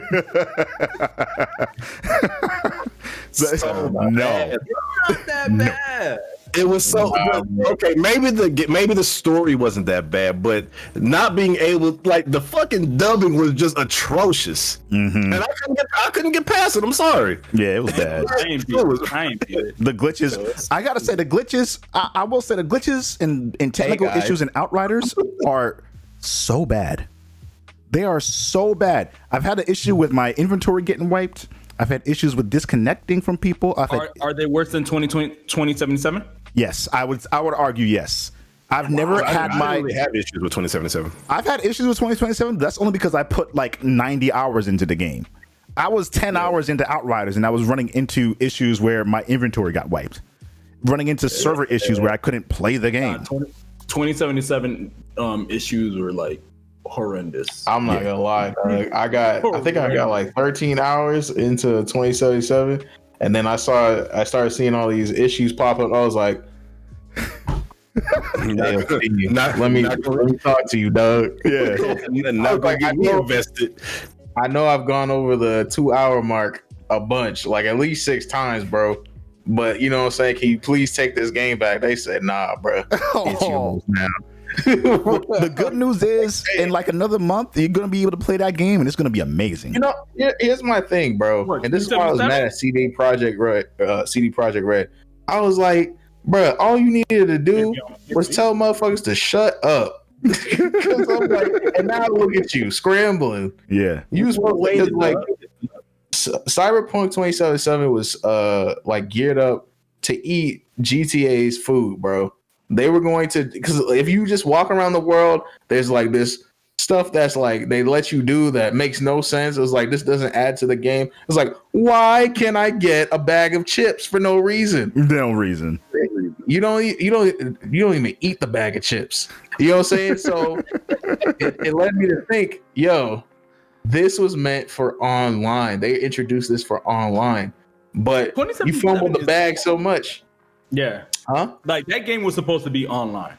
Yeah, and it would have been lit if it worked. All you had to do is be like, hey, yo, I know Keanu Reeves said this was going to be amazing, but y'all need to wait 3 years. And then we're going to be like, no, we don't want to wait 3 years. And that's when you, as the parent in this situation, you tell us to shut the fuck up. You can't have McDonald's. Like, you know what I'm saying? I will say the investors are a big reason why they had to get this game out when they did.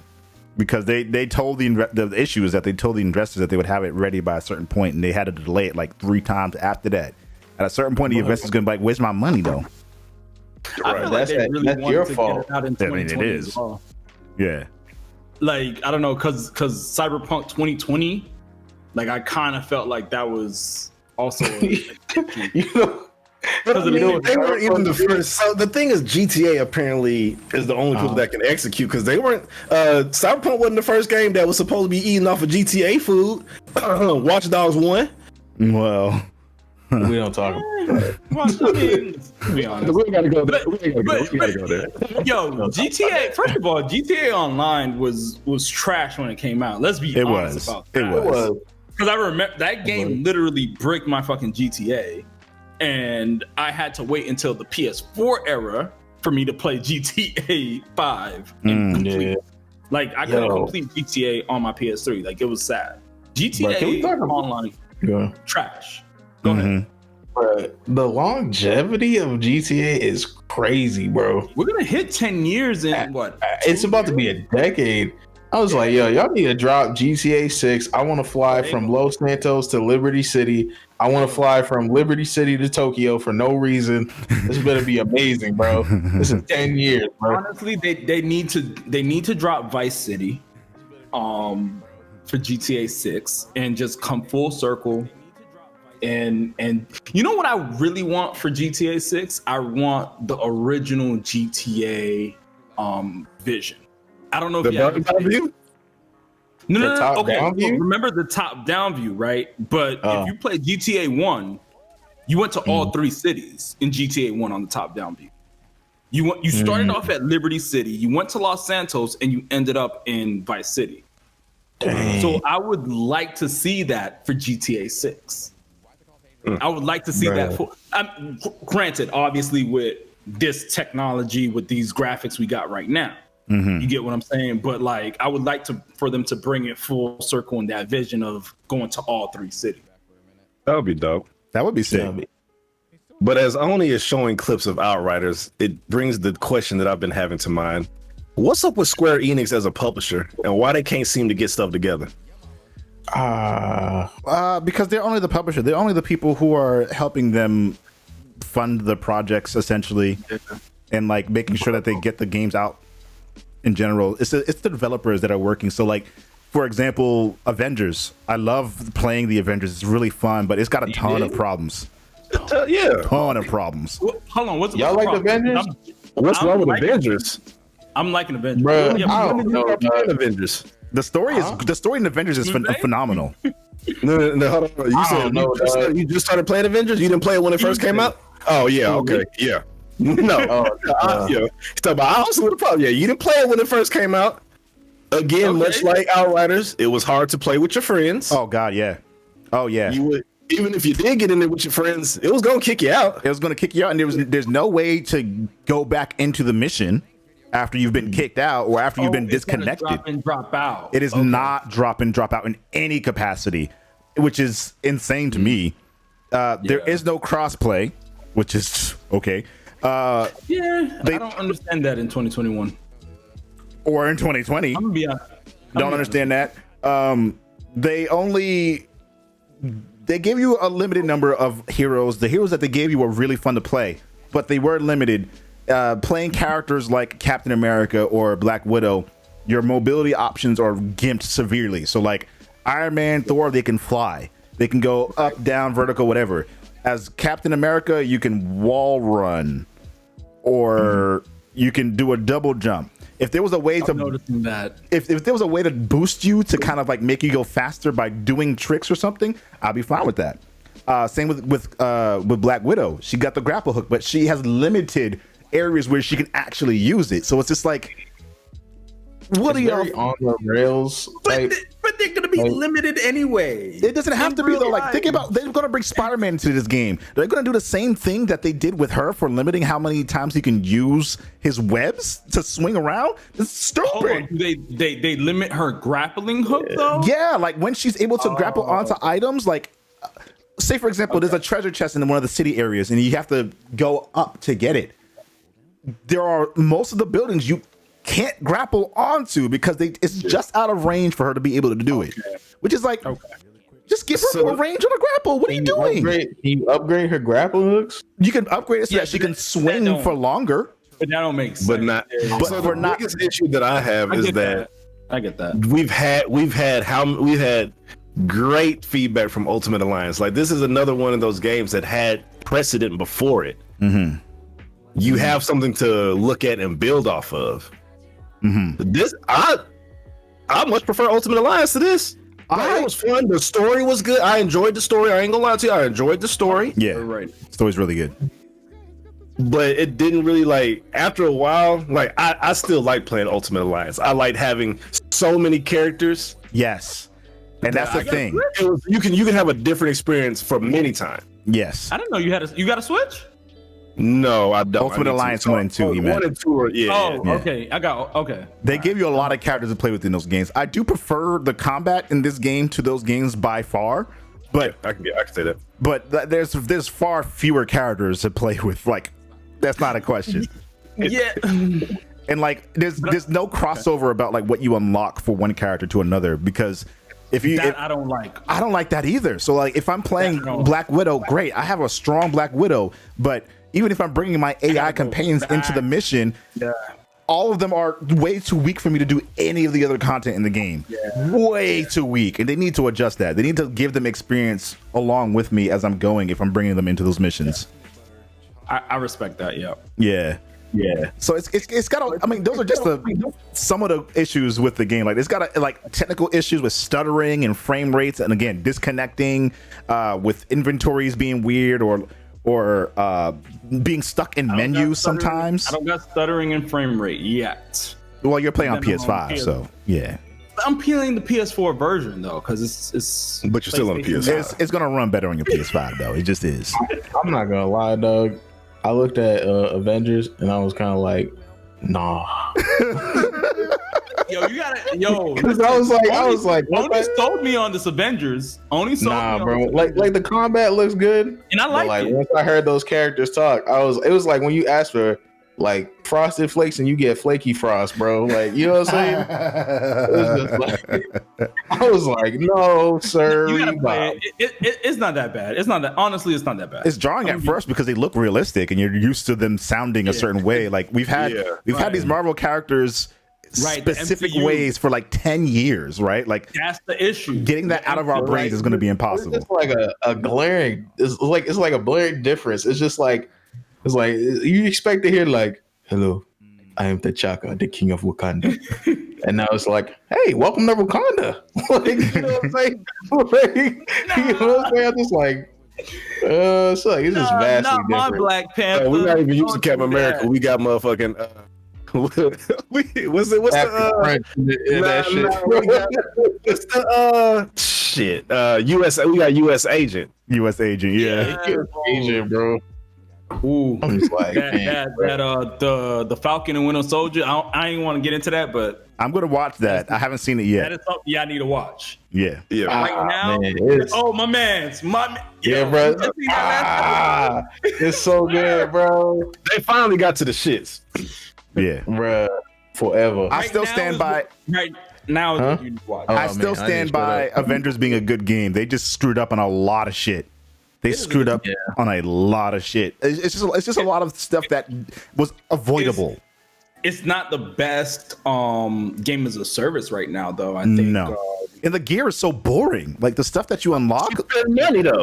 I never understood that. Like, why did they add gear? Not every game has to have gear, bro. They wanted Game you to is have a everything. progression of power, but like they still sometimes don't let you feel that progression of power. So like again, Outriders, immediately you feel the impact of your powers. And Avengers, you feel it for a while, then it's gone. Like everything becomes a super sponge. I'm doing full on like 60 hit combos on one enemy. You're playing on brutal.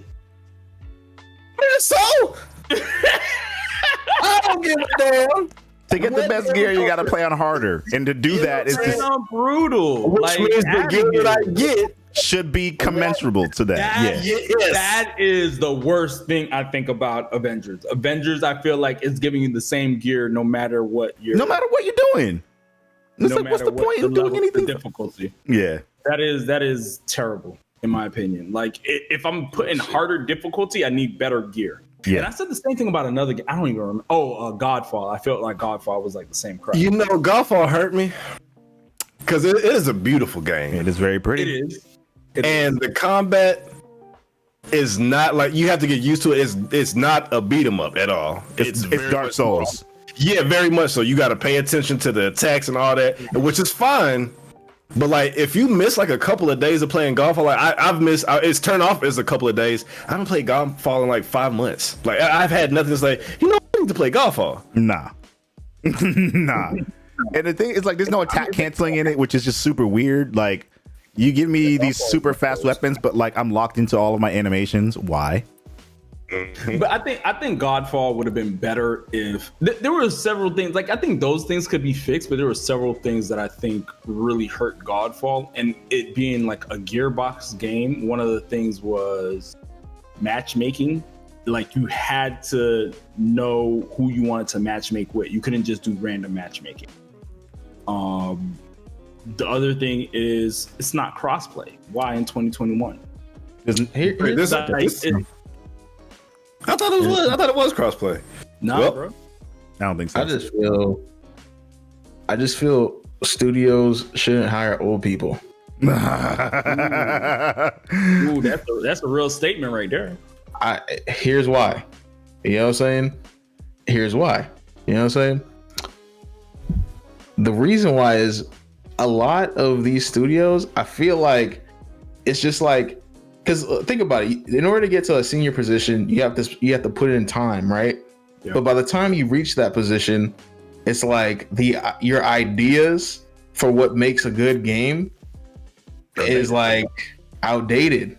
You know what I mean? So it's kind of like, for instance, we're talking about Godfall. Godfall to me seems like some dude was like, what are the kids like these days? They like the Warframe. They like the what's that game called? The Destiny. Why don't we do that? But we had swords and armor. Like, you know what I'm saying? And then it's just like, yo, this is gonna do it. You know what I mean? And then I'm just like, dang. My bad. I don't mean to sound ageist. I have nothing against old people. No. But at the same time, I just feel like this is like the one industry where it's like fresh ideas are very important. Yeah, exactly. Because I mean, that same thing goes into Call of Duty, and it's still part of games as a service. But it's like, I know for a fact, whether it's old or it's just people with outdated thinking, is like all these fire weapon skins, but I can only use it on one particular weapon. That's the money thing. That's how they get your money. So that's stupid. You would get more money if I just had access to buy whatever I wanted and use it how I want to. I would spend a lot more money. I'm like, if you like, most of the Duty players, they're gonna be our age and slightly younger. Like, we're still playing Duty. We've been playing Duty for the longest. Mm-hmm. I'm not buying nothing that I'm not gonna use. Right. I'm not doing it. Right, I feel you. And again, like, it's the same idea that, we need to make a new Call of Duty game every year. We need to make a new NBA 2K game every year. We need to make a new Madden game every year. No, you don't. Actually, you'd save a lot more money and make a lot more money if you made package deals. You got one game, you update it over time, and you give people options to pay for additional stuff that they want. But making a whole new game See, they justify making a new game by adding one new mechanic or some shit like that. I disagree about like the whole money thing. They're fucking printing money, bro. It's just like, it's just this is my beef with like the 2K community. All right, y'all ready? Because they keep buying the shit. It's the same thing every single year, maybe with different things. Every year, it's like we're slowly inching to GTA with basketball in it. Every year they get closer. When they did that, I was like, why? Why do I need to ride a skateboard? Am I playing Tony Hawk Underground? Or do we come here to ball? Like, what are we doing? Yes, that is this year. The city. It's like, yo, why do I need to ride a bicycle? bro. It's ridiculous, bro. It's absolutely ridiculous. But they keep doing it every year, and they keep adding something big to excite people, so they come back every single year. And here's where they get them. It's like, yo, you would think, like, say you play World of Warcraft, and they add a new expansion, you still get to expand on the character you started with. But here's where they have people in like a loop. It's like every time they add some shit, it's like They remove start it. over. start over. You gotta start over. All the money you put towards your character upgrades gone. God. You don't want to spend all year. You want to be Goku now. So what do? You spend money On them damn VCs. on them damn VCs, bro. Listen, my nephew, Yo, they have it. They made it like an RPG to a degree. Like as far as building your, No, they got it like. They got to. You got to go in there. You got to go to practice. Like that's why I stopped playing. Like I used to play with them a little bit, and I used to play like the whole what is it, the rec and the pro league and all that. And then like I tried to come back. They was like, you ain't gonna want to do it. Definitely not on this one, but you ain't gonna want to do it because you're gonna have to actually play this game to be worth something. And I was like, well, thank you for saving my time. Shit. Yeah, Guess bro. it's time to be hitting the dusty I'll trail. never forget, bro, the year I decided, I'm about to jump back into 2K. I'm gonna see what this is about. I hopped in there, bro, when they were doing the face scan shit for the first time. I hopped in there. I was like, yeah, I'm about to blow soon, VC. I got money to spend. Let's do it. So I do it. And I'm like, yeah, I'm 85. I'm the big dog on the court now. So I hop in the game, instantly get shat on. I'm just like, wow. At this point, I've spent like around roughly $80 to $100 on this game, and I'm still getting shat on, bro, by people who. And it was like in the first week of the game. I'm like, how are you Super Saiyan God Goku at the first week of the game, bro? You know what I mean? And I'm just like, that's where I was like, oh, Time to go. there's my towel. There's my towel. I'm throwing it in. like, I'm out of here. Yeah. Nope. Can't do it. Can't do it. And I hope that, again, the biggest reasons why I'm like infuriated by Outriders is because underneath all the like the technical issues, and again, like some of these technical issues are like egregious, some of the worst I've seen in games in a long time, between like performance and frame rate issues and blah blah blah. But it's so much fun to play it, especially amongst all three platforms. And when that actually works, it's like, oh my god, this is amazing. It's like I said, as much as I be streaming and fussing and cussing, I'll be like, I really love this guy. I really love you, game. But you're not loving me right now, okay? Yep. You're really not loving me right now. Yep. It's a now game, though, right? Because you said it's not a game as a service. So, like, if I get it on a summer sale, it's not even going to be worth it. It'll still be worth it. I mean, I think people. Okay. I don't know how much people will still be playing it, because they said that they're probably going to be adding expansions that expand on the story more so than like other end game content. But I don't know. I don't know what they're going to end up doing with it, because I think it's more successful than they thought it was going to be. Like there are more people playing it for show than they had planned. And I haven't even made it to end game, so I have no idea what exactly the end game looks like. Like I've been doing like this first playthrough, I'm literally doing everything in the playthrough. So I'm already max level and getting my ass handed to me at 11. Not even made it to tier 15 yet, but it really just depends. When you said how is it going to be, it really depends on what that end game is like. Because like I said, we've had Destinies and Divisions, Anthems, and we've had games that like Anthem wasn't a terrible game until you got to end game. No, that's the fact. Anthem wasn't terrible until you beat the game. I feel like I'd never finished Anthem. Take long to beat the game. Flip the page. Bro, I'll just laugh because I know like these Outrider devs are looking at y'all like end game. I never finished Anthem, and it was because I got bored with it, honestly, and I got frustrated with the bullshit that they were doing. After the first launch, when you do that Iron Man shit, you're like, yeah, and then it just wears off because they limit how much you can fly immediately. I knew it. It's a huge problem. It's a huge problem. Oh, disagree with you. I just know that's what you was gonna say. did I open an old wound or something? Yes. Yes. No, because I didn't finna roast my ass for having them say. I was like, yeah, motherfucker, we finna get this game. We finna get it. And then we got it. And I was like, man, this is bullshit. GameStop don't even want my copy, bro. Damn, bro. They don't even want to. That's a problem. GameStop will buy anything. They're like, they were like, you gotta pay us for us to take this. Like, what you mean? But hey, I don't ever want to hear Anthem from you again, Dream. Ever. Look, man, my point is that we've seen a lot of these types of games be fine up until you reach end game. And I don't want Outriders to fall victim to that same thing, because Division was dope. Division, they bobbed and weave, they floating, they treading water. Yeah. But they lost a lot of steam in the end game, and then they tried to release some stuff. Still talking about Division? I mean, they still release. Yeah, they still releasing stuff here and there. Like I said, Borderlands they are still doing stuff. Yeah. Right. No, Borderlands. I know Borderlands is doing stuff. Like, I feel like everything revolves around Destiny. The end game. Yeah, but you got to have end game in this space. Yeah, I will say Outriders Endgame is pretty decent. I will say. Okay. Okay.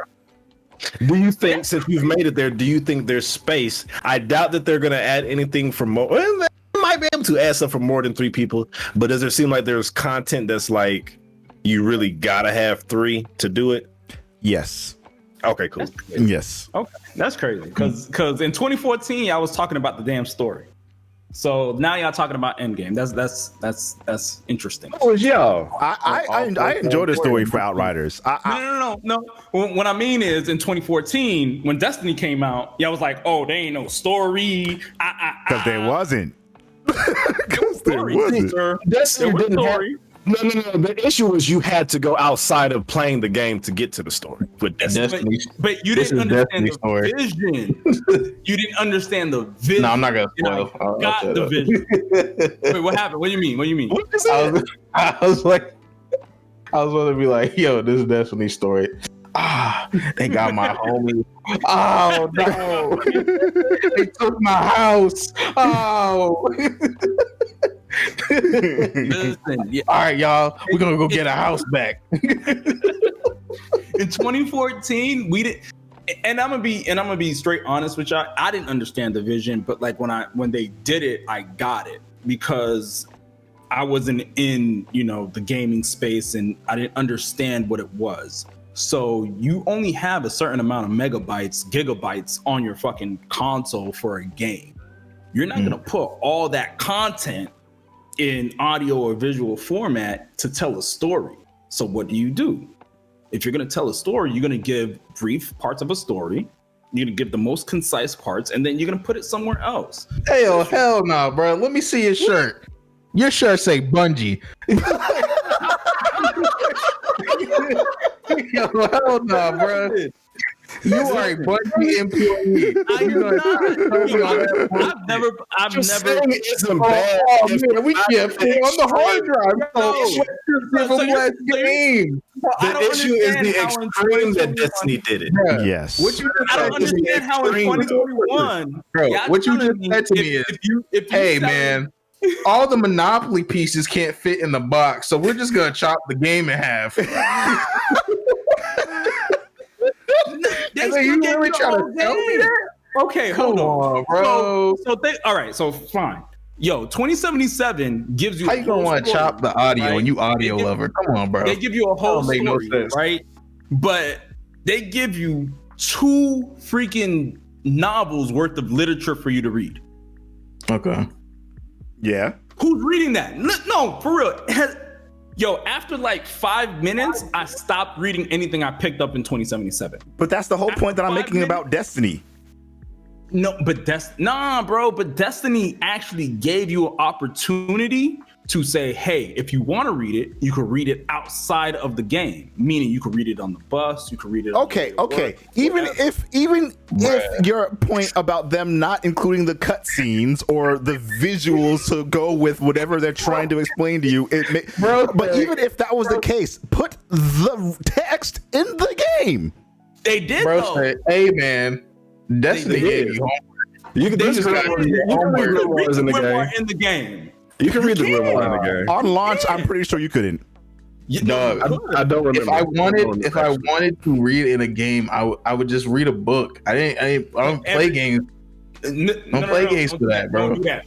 Skyrim, every single RPG You gives think I read descriptions in Skyrim? I'm like, yo, this Skyrim a gives you big sword. cutscenes. Skyrim gives you yeah. This is a big content sword. I bet you for if the I hit this entirety dragon of the with this big game. sword, So why it's gonna die. from the very beginning to the very end, it's telling you a story, and there's additional stuff that they give you on top of that. It's the same But thing. Destiny told a poor story that was not connected with itself throughout the entire thing. In order to fully understand what its vision was, you had to give look you at the that. I give you grimoires. that. It wasn't a choice.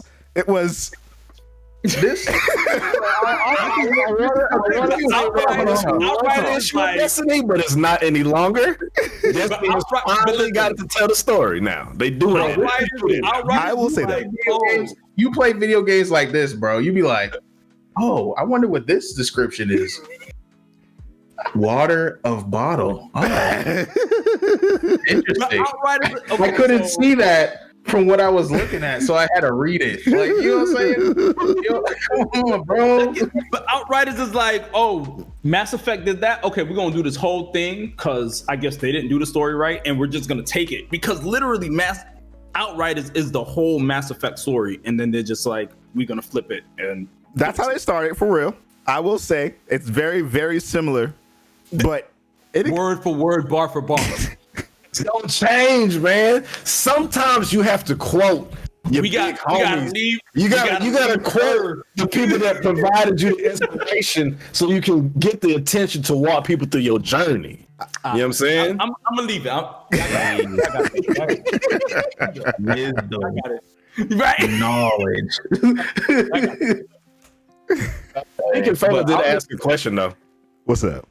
I'm just He said, saying, "Do y'all bro. still believe in gaming hype, knowing what you know now?" My answer is hell no. No, I don't believe. I believe Like, in this is game. I believe in What? game hype to an extent. I think I don't watch a lot of trailers for games or for movies that I already know I want or I'm already going to get, because I think they spill too much information and they ruin the surprise of whatever it is you're trying to experience. So I think that hype for games still exists. It's just we have to do a better job of not feeding into the overhype. Where it's like what happened with Cyberpunk 2077. I still thoroughly enjoyed that game, despite the flaws and the technical issues of it. I still had an amazing time playing the game. I finished the story and I was just like, I was left saying wow at the end of that. It's been a long time since I played a game that left me saying wow, that let me put in that much time into it, that gave me that much reward and was that much fun to play over an extended period of time. A lot of issues with that game, but that was one game where it was like, I didn't let myself get overhyped for that game because I stopped watching trailers for that. I stopped looking at tweets about it. I stopped looking at developer interviews for it because I just already knew I wanted to play it. And I think that's the problem that a lot of us come into nowadays, where we feed ourselves too much of the game before we get to play it or experience it in some way, whether it's watching a stream or actually playing it ourselves. I be seeing people talk about like, yo, I need to see an hour of gameplay. I'm like, No. The game is 13 hours. You're consuming like 1/13 of the game, bro. Yeah. Like, what are you talking about? Yeah. And movies too. Like some movies, like I need to see 30 minutes before I decide if I want to watch it. That's 30 1/4 of the minutes. movie. That's a quarter of the movie. What are you talking about? That's why you got trailers. But the trailers, again, start telling you too much. Have you seen a Terminator Salvation trailer? Have you ever seen that? I did. So Yeah, I the remember. big reveal about like the main character being a Terminator, they told you that in the trailer. Right. And it's like, what? Why do I need to watch the movie now? This is the biggest bomb that you could have dropped on us, and you showed it to us in the trailer. Something just did that. I don't even remember. A lot of movies do it. Just did that. A lot of them do.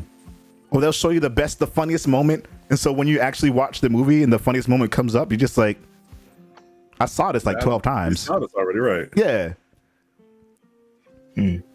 Whoa, Fatal. Now you didn't put you going too far. Snyder's cut was much better than the original, dog. It was way better.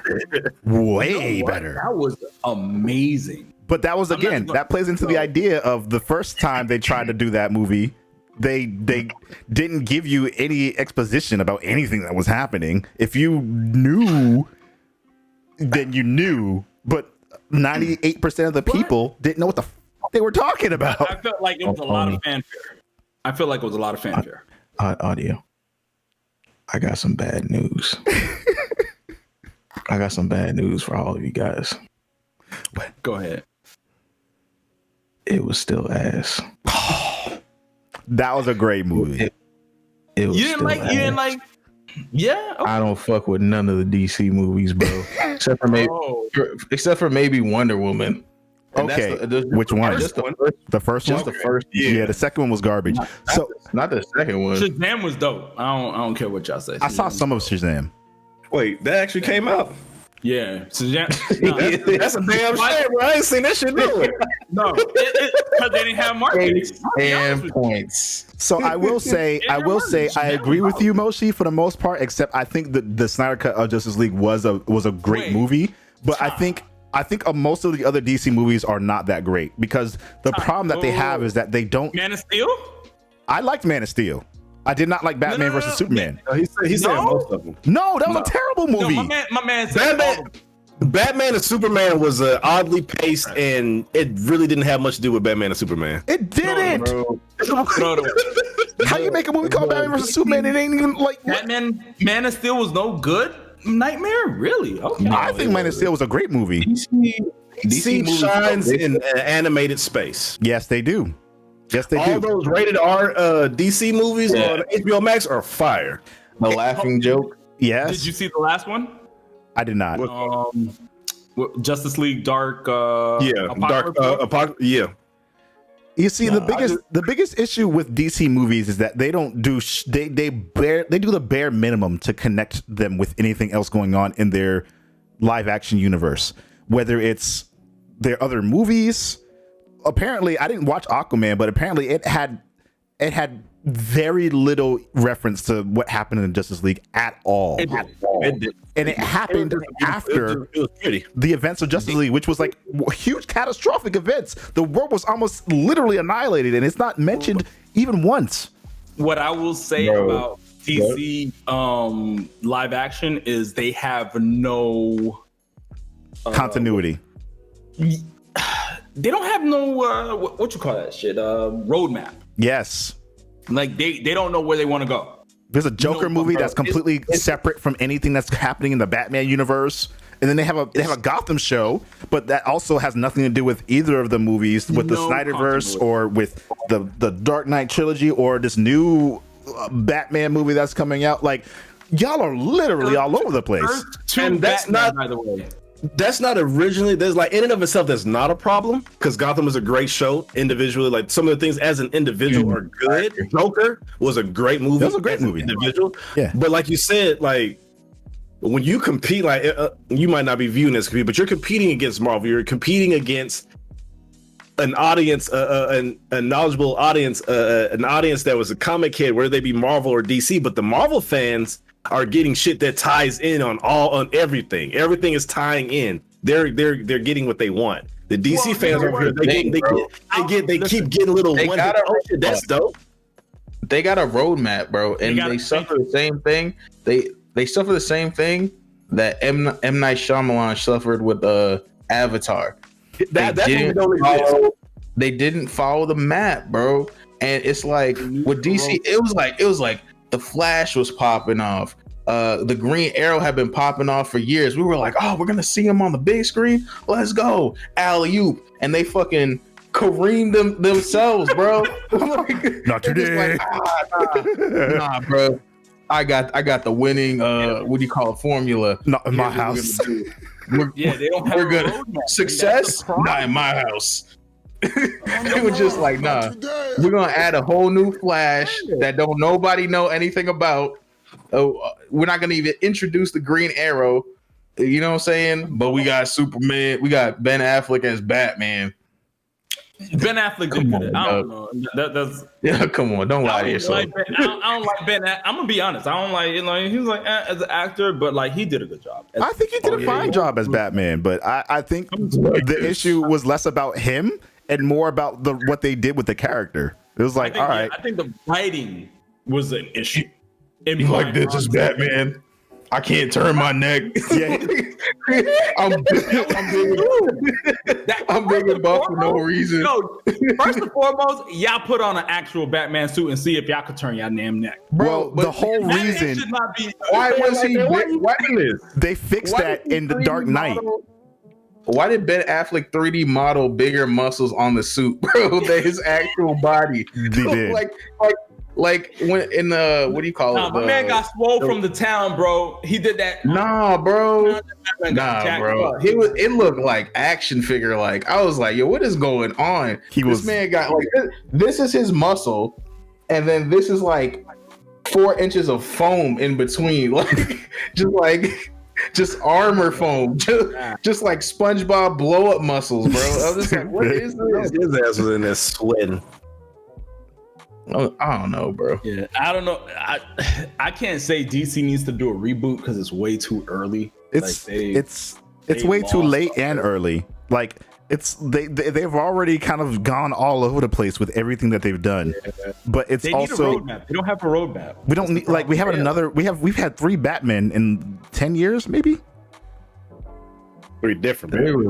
They released it. I'm excited for this new Batman. What new Batman? I'm not looking at any trailers. I can't let myself get excited because, like, again, there's just not going to be any connectivity with anything. I love Batman. Twilight, who played the vampire dude. It's the same thing. Robert Pattinson. The same thing as the Joker. Right, Robert Pattinson. There's no continuity. It's Earth 2. It's an Earth 2 Batman. That's true. I did hear that. But I mean, DC is DC is the one that had 52, right? Yeah, New 52. Yeah.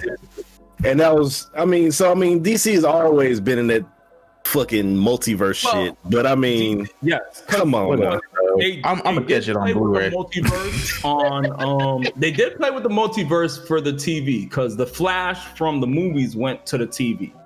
Okay, so that's good. They've got some type of connectivity, right? They played with the multiverse, but I hate it. My thing is they don't have continuity. Like they don't have a true roadmap. Yeah. And I don't care if they don't put a roadmap to the public, but I don't think they have a roadmap for themselves. You got shit for themselves. They just throw shit. They just throwing shit at a dartboard and like, kids like that. Yeah. Like, I don't care. Like, yo, you know when I knew shit was fucked up? When they announced Zatanna. When they announced that movie, I was like, yo, they just. Which one? Zatanna. Wait, this is a Zatanna movie coming out? Yes. I don't know who that is. She's the magic girl with the hat, and she does magic. What I knew. That's Constantine's woman. I know that. I knew shit was just. They were like, fuck it. We're just gonna throw anything out here because I was like, how does that mix with anything y'all doing right now? Man, how does Wonder Woman 84 mix with anything that they've been doing? That was a horrendous movie. That was the most boring superhero movie I think I've ever seen in my life. You know what they're doing? They're following the dollars because when they whose dollars? No one wanted to pay for that shit. People are paying for this. People are paying for this. Look for that latest Wonder Woman movie. For the first one, yeah, straight to HBO Max. Yeah, it did go straight to HBO Max. Anything going straight to there are some good movies that went to HBO Max. Yeah, but you're that's a deficit. Anything going straight to Netflix, that's a whole nother conversation. But all original content is a deficit right now. They're looking long term. Mm-hmm. Original content going straight to streaming is a deficit, no matter what you think. It's like this is the race, and then Marvel's like, Marvel is like, and they were just like, oh, and they just face plant. Listen, Disney spent $4 million to make $18 million within 10 years. That's what they did. They got people who wanted to. I know y'all don't like the Snyder cut, but like, I like it. I think it was it was fleshed out. Long. It was long, of course, but I mean, just a Cyborg story alone, and what we got with that was just like they could have cut that a little bit. Should have been a movie. They could have cut it a little bit, but that could have been its own movie, 100%. So like, if I look at it as it's like 3 movies in one. And here's the thing. The only reason why they needed to do that was because they didn't have movies to set up the other characters already. They didn't have one for Aquaman. They didn't have one for Cyborg, and they had. So my thing is, they didn't have one for Flash. They had nothing. They rushed, right? They were exactly. That's where it is. They rushed. They were like, they're on Endgame. We have to get to our Endgame. Yes, 100,000%. Man of But you didn't Steel, do the work. Batman versus Superman, and then like, oh fuck it, like we need to just do Justice League. Right. I'm gonna be honest. I could see the vision if they could make it work. If they had done the other movies before it, that's all they had to do. You know who wasn't there? Green Arrow. Green Lantern wasn't there either.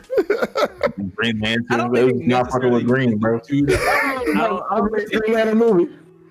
But they greenlit that movie. So I think it's interesting that Ryan Reynolds went from DC back to Marvel, though.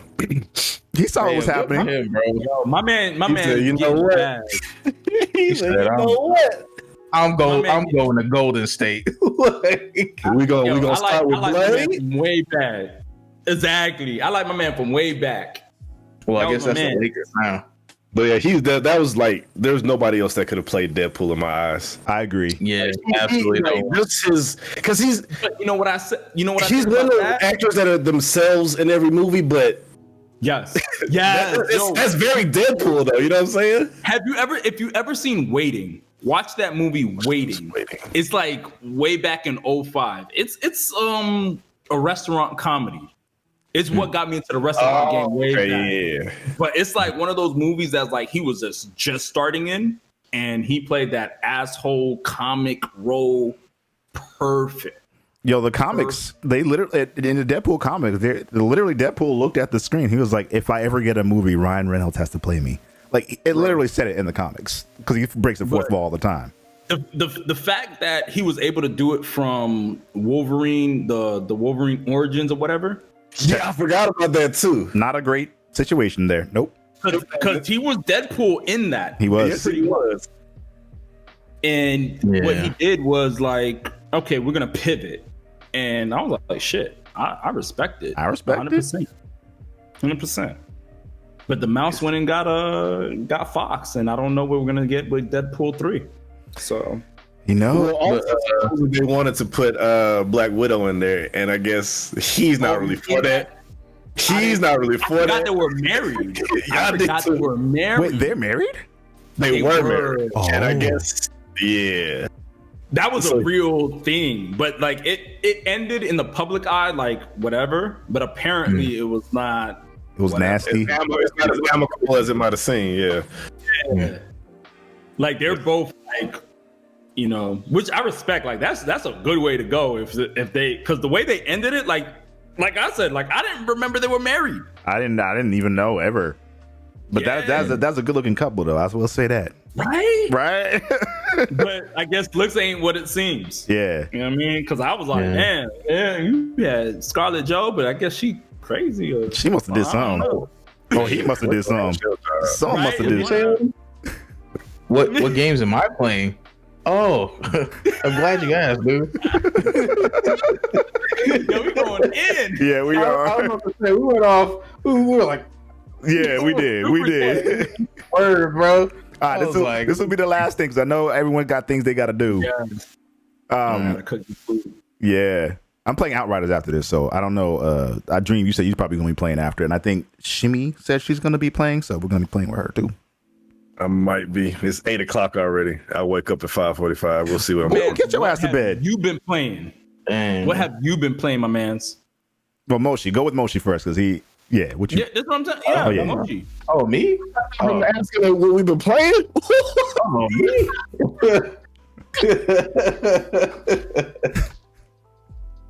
Wow.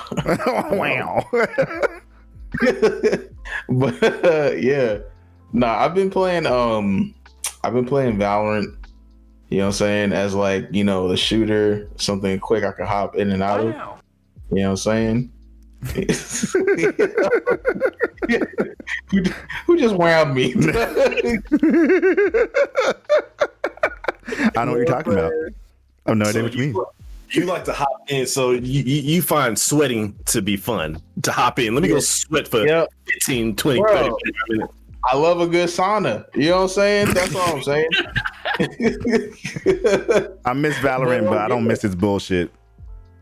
It is on some bullshit. Sometimes I'll be like, yo, I am aiming directly at your head, but somehow I hit your ankles twice. You know what I mean? And now I'm dead. And now I'm dead because you have aimbot aim on. So you know, or you're just that good and I'm just ass. And you know what I'm saying? Maybe I gotta accept that, but I won't. But yeah, other than that, I've been trying to get into GTA RP, right? Mm-hmm. So I did the application process for this server, No Pixel, and I got accepted. But you can't get in because of the queue. I can't get in because of the queue, bro. I was like, what? And that's why I didn't fuck with it. I was like, I tried. I was like, you know, I got in. I entered the queue. I was like, I left my computer because I left the house to go do stuff at like the old house. And when I came back, I was like, what? I'm not even close yet. And it somehow like I paid attention to the screen. And somehow people were hopping in front of me in line. I was like, what? Is there a priority system? Yeah, it's a priority system. So I was like, bro. I was like, okay, maybe I'll just, you know, I'll be a good, you know what I'm saying, a good player, a good role player. I'll wait my turn. And then all of a sudden there's a reset. And then when I join back, I'm all the way at the back of the line. So I'm just like, bro, how am I ever going to get in? Some people literally keep their system on a day before they stream so that they can be in the queue. That's literally why I never bothered to do any of the GTA RP stuff, because I don't have time for that shit. That's damn ridiculous. I'm like, GTA takes up like, I mean, I'm also like, bro, I got other things to do. You know what I'm saying? I got freaking, you know what I'm saying, water to drink, waffles to eat. You know what I'm saying? I got time to be waiting here all day, waiting, you know, on this queue, because it takes up resources on my computer. Mm-hmm. Like if I'm video editing, like it takes up a lot of resources. So if this thing's open all day, it's like, bro, it's like you literally have to have a PC dedicated to that server. So I'm just like, bro, I want to get in. Like, I've been paying attention to the RP. You know what I'm saying? They over there talking about starting. They're adding mixtapes to the server and merchandise. So I'm just like, come on, dog, tag me in, tag me in. Put me in the game, I know none of y'all can rap. I know that. I was like, come on. Yeah, I feel that. But I'm just like, damn, bro, what I gotta do? And that's why I was like, you know what? That's why I was like happy when Oni contacted me to do this podcast, because I'm like, I gotta get back in the game. I gotta get enough clout, not too much, but enough clout. Get some cryo on this server. Yeah, bro. Yeah. That's the only reason I'm gonna come back and stream, bro. that would be a great way to cross over your music, man. Yeah, I was like, yo, I wanna, because I'm just like, bro. Yeah, I can do some cool stuff. Audio lover. Cool stuff. When it's audio lover, we're gonna do some GTA RP. Yeah, audio lover about that cross over that music, huh? Yeah, color about the skin. I mean, it might, you know, like when Dream drop a verse for me or something. She wants to come here. You can't send him a file. You can't send him some audio. That's what I thought. Listen, I sent Dream a hook. Point the finger over there. I get back over here, huh? 2 years ago, no Dream, right? Something like that. 2 years. Damn, ago. He remembers it too. I sent him like a hook and a beat, and he was like, "Yo, I love this thing. You sound, yo." He was like, "Yo, you sound like Andre 3000." He was hyping me up. Look, man, look. So what happened was, I shot for the moon a little bit, but what my vision was, and then I started trying to execute, and I was adding different elements to the execution that I still need to probably drink some honey lemon teas for. I just stopped smoking the cancerous sticks, so I'm starting to get my vocal cords strengthening back. I can hit them. I need to, you know what I'm saying? Because it was supposed to be, it was going to be a hybrid verse. Well, I'm glad you ain't smoking them cancer sticks no more. Right? What you doing? Nah, better than Drake, nigga. I'm trying to say, like, when I sing, I be singing. Singing. Alright. Yeah, I'm trying to see. I'm trying to see all of us make a mixtape. Listen, I can sing too. I got some vocals. Yo, I'm with it. We can drop it like a little EP, maybe 3-4 tracks. What's up? It's all on you. It's all on you, fam. Yeah, dream. The name of it is gonna be One and Only. One and only. One and Only. I'm with it.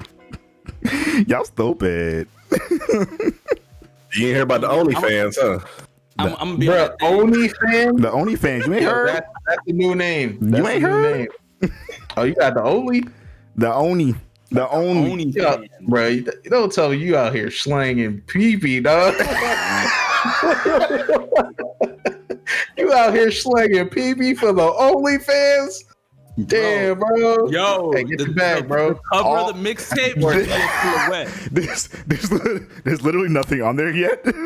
I'm only using it for lewd art. That works too. That's the bag up. Yep. He's singing I'm sick of you.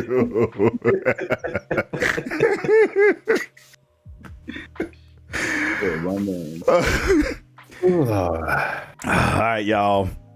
I know we can keep going, but we shouldn't.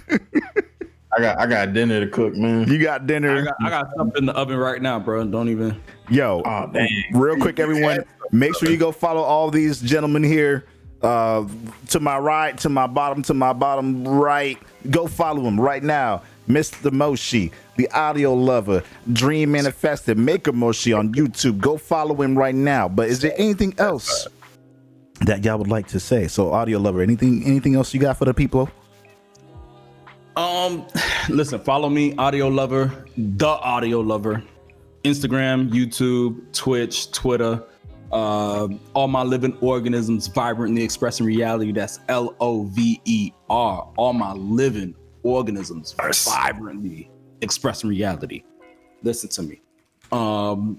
That's all I got for y'all right now, man. He got them bottom canines capped out. That's what I'm talking about. Listen, you can find me on PlayStation, man. I'll be playing like I said, I play the Avengers. I'm back on Destiny next season. Hey, anybody who wants to get it can get it because it's cross play next season. So let's go. We're gonna. Is it cross progression or cross play? Cross play. Y'all heard him. Okay.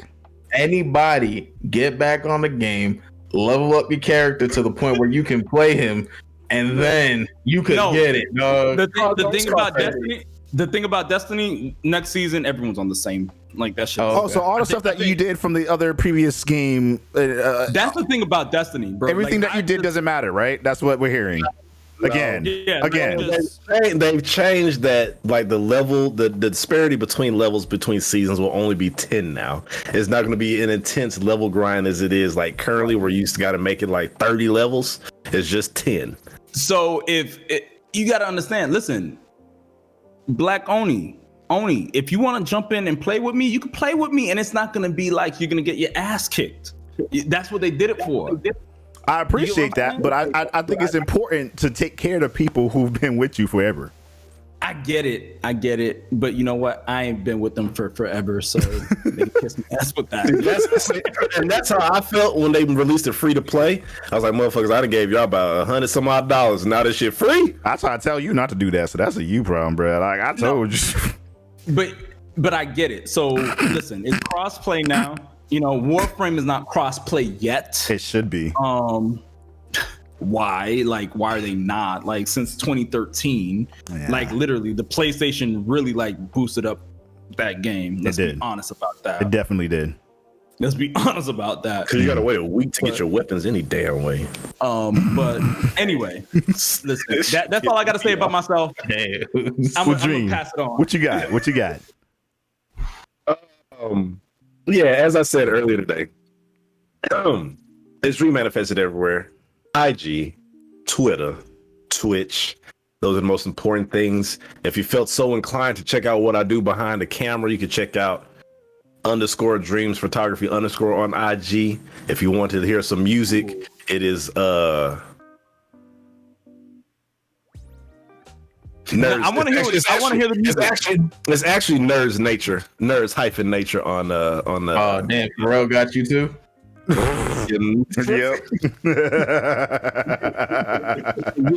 But it's okay. Yeah. But yeah, what you this on there? What you got to say, Blake? I see you looking at me. No, it's all right. No, I just want to hear the music. That's all. That's cool. Well, go take it. You good? What you got, Moshi? Huh? Huh? So, hey guys, it's me, your pal, Maker Moshi. Maker Moshi on YouTube, Maker Moshi on TikTok, the Mr. Moshi on Twitter and Instagram.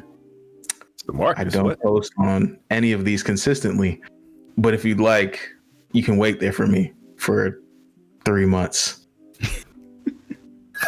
Yo, check out that man content, bro. That YouTube, that YouTube, hella dope. Hey. Especially that One Piece, bro. Thank you. I can't even say what you were saying on there, but sir, Oh yeah, was hella dope. Man, got him. I was like, yes, I need that. I need that. And everyone, you already know, we're about to play some Outriders in like 2 minutes.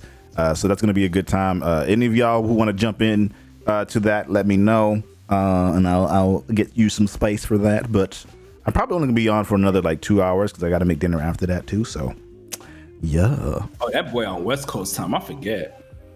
yeah. He over there playing with Sacramento. Wait, that's Sacramento. What am I talking about? Sacramento, California. That's in California. Wait, is that? Yeah. I don't know geography. 5:00 over there, man. He living good. You know, it's not too late. You know, I could tell. You don't see the sun back there? You don't see the sun back there? We got sun. The sun's still beaming. That's he ain't gonna be West Coast for too much longer. You know, it might on a normal time scale. It might. It'll be central. It'll be central. I'll be. Wow, 1 hour is better than 3. Okay, That's true. Hanging out, brother. Hey, Cola. Got the orders in the back. the only place I would go back if I moved to Texas would be Austin. The only place. I heard Austin's lit, so you know. It is 6th Street. Yeah, y'all just gonna have to come down and visit. That's all it means. Once we get this vaccine, we got you. I actually got all the way back over there. I got vaccinated, so like I got like another I got 2 more weeks until I become an X-Men. All right, y'all. Yo.